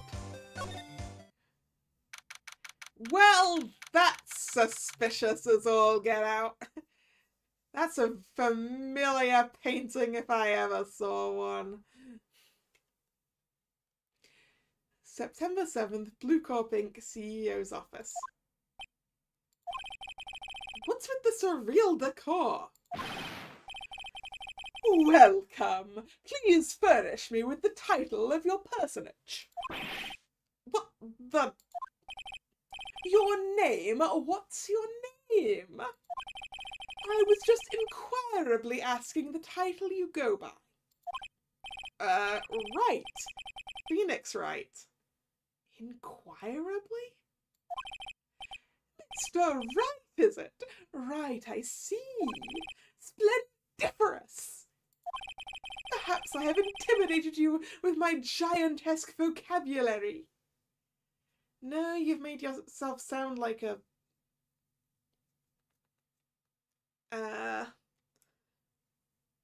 someone trying to make up for things by using ridiculously long words.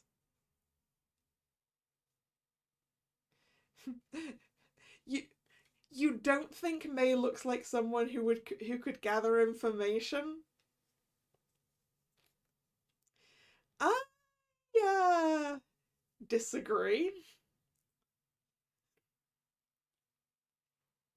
I think with her looks, she could get a lot of information. What is this guy's problem? I'm Red White, CEO of Blue Corp. You know, corporate expansion official. Is that what CEO stands for?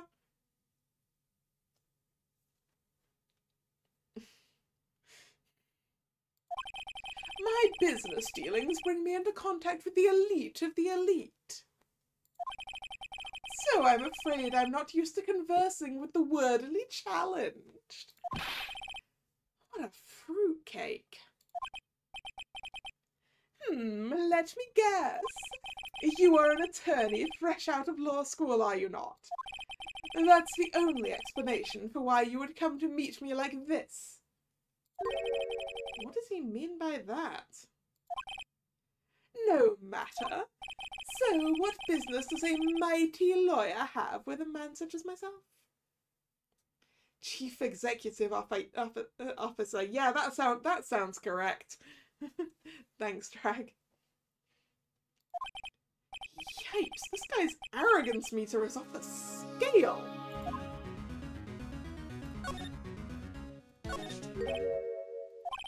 Haven't I seen this somewhere? Is this a replica?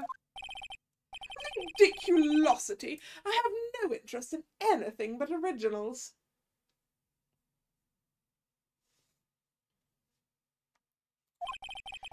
That right there is a bona fide original, worth 5 million for sure. Wow, it's gone up. Also, what the hell is with this desk?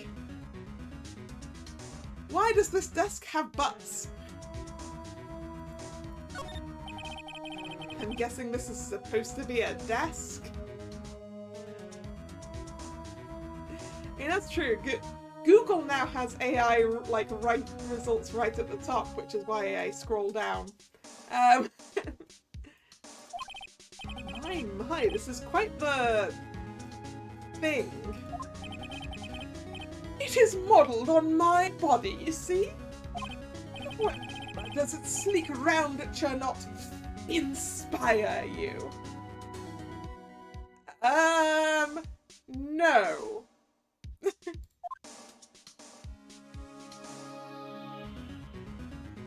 That's just gross.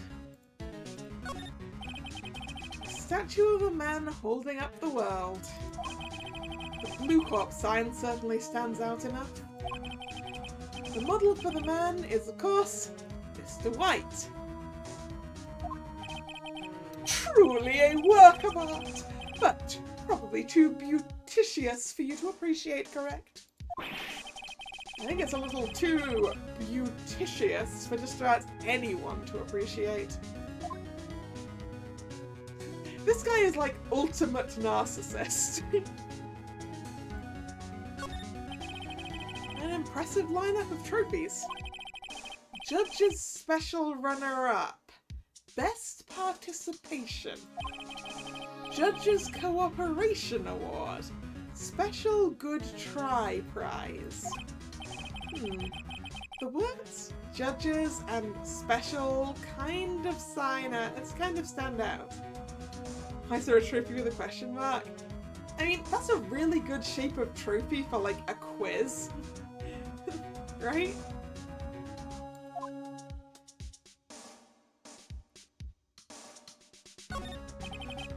Nobody's here. At least the stand for the flower pot isn't shaped like Mr. White.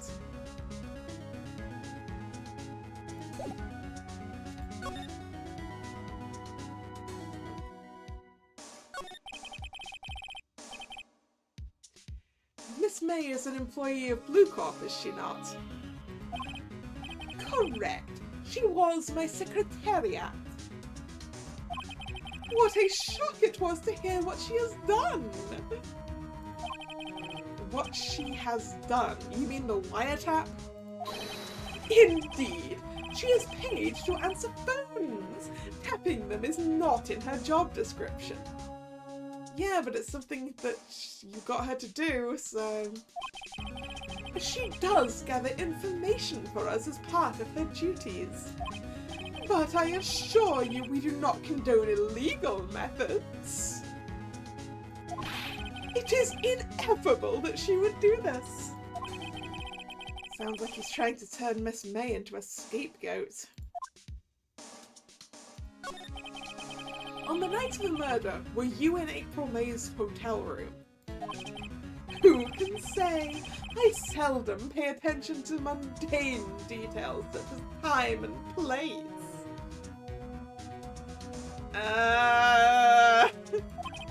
My motto is, don't worry, be happy.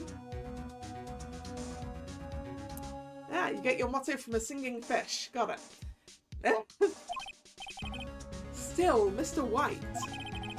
The hotel bellboy has stated on the record that he does remember you very clearly. No matter. The bellboy can say what he pleases. I still won't talk to you. You want me to speak? Put me on the witness stand. Well, maybe we will. Although I doubt you'll be capable of doing that. He raises a good question, actually. Why didn't the prosecution call him as a witness?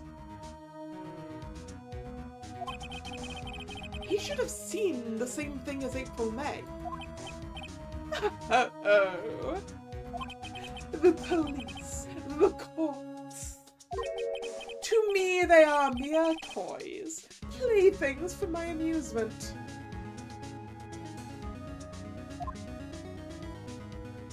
Smarmy ass rich boy. What kind of company is Blue Corp anyway?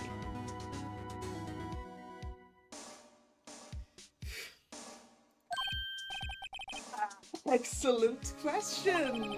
We buy and sell various kinds of information. We are a company of the future. You might say we are the future. Sell information. In just 10 years, I've built this business up to the grand office you see now. In case you were wondering, Blue Corp was named after the colour blue. I, Red White of Blue Corp, as founder and CEO, named it so.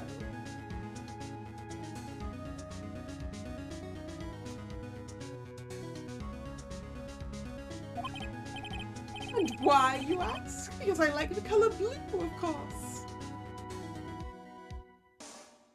There is nothing in this room that suggests you like the colour blue. Except maybe the dots on your tie.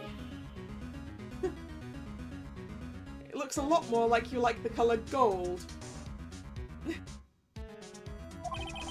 Fantabulistic, is it not? There's something that's been bothering me. Yes, what might that be? That big painting on the wall over there. When did you get it? Say, when did you get that painting?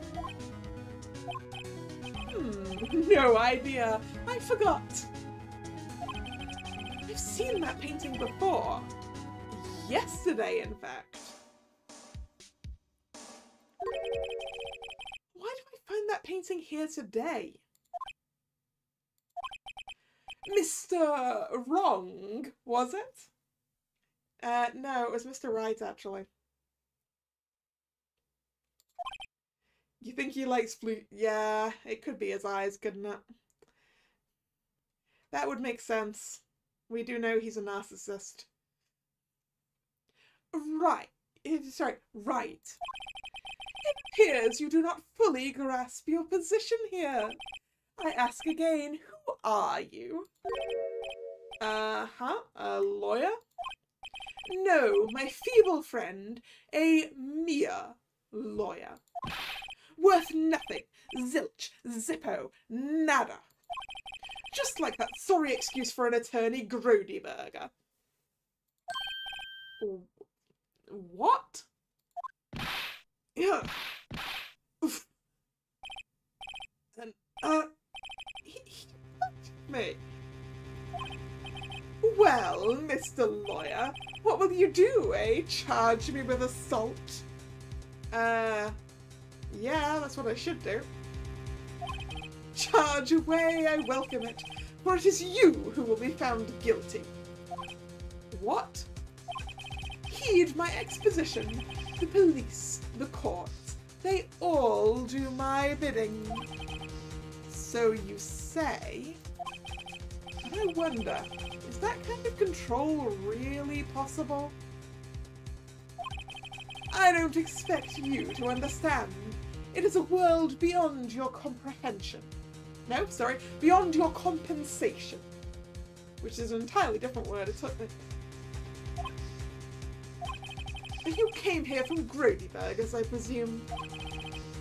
Mr. Grossberg's. Yes? Then you must ask him. Why is it that this painting of his hangs here? Perhaps then he will tell you. Perhaps he will explain how a man can live life purely for personal profit. Go now, skedaddle. There is nothing more to discuss. Alright, I guess we gotta go back to the Grossberg law offices. But also here is where I would like to finish for the day, looking at the time. So, thank you very much everyone for joining me. It's been a lot of fun starting this again.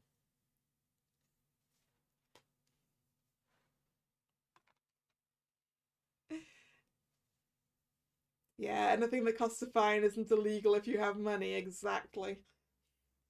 Which is honestly terrible. But yes, it's been a lot of fun starting this again and seeing how much I remember. But yes, if you're new here and you've enjoyed your time, please consider subscribing to the channel. You can also follow me on social media, that's linked in the description. The streaming schedule for this channel gets posted both over there on social media and over here on YouTube in the community tab. This was the last scheduled stream of this week, which means there will be a new schedule up later. Either later tonight or at some point tomorrow morning, depending on how organised I am. The next stream will be tomorrow, Monday, 7 PM, and that's going to be some more Twisted Wonderland as we get into the second part of the Playful Land event. So I hope to see you then, or another time. Once again, thanks for coming, and this is Kalla signing out. See ya, bye bye.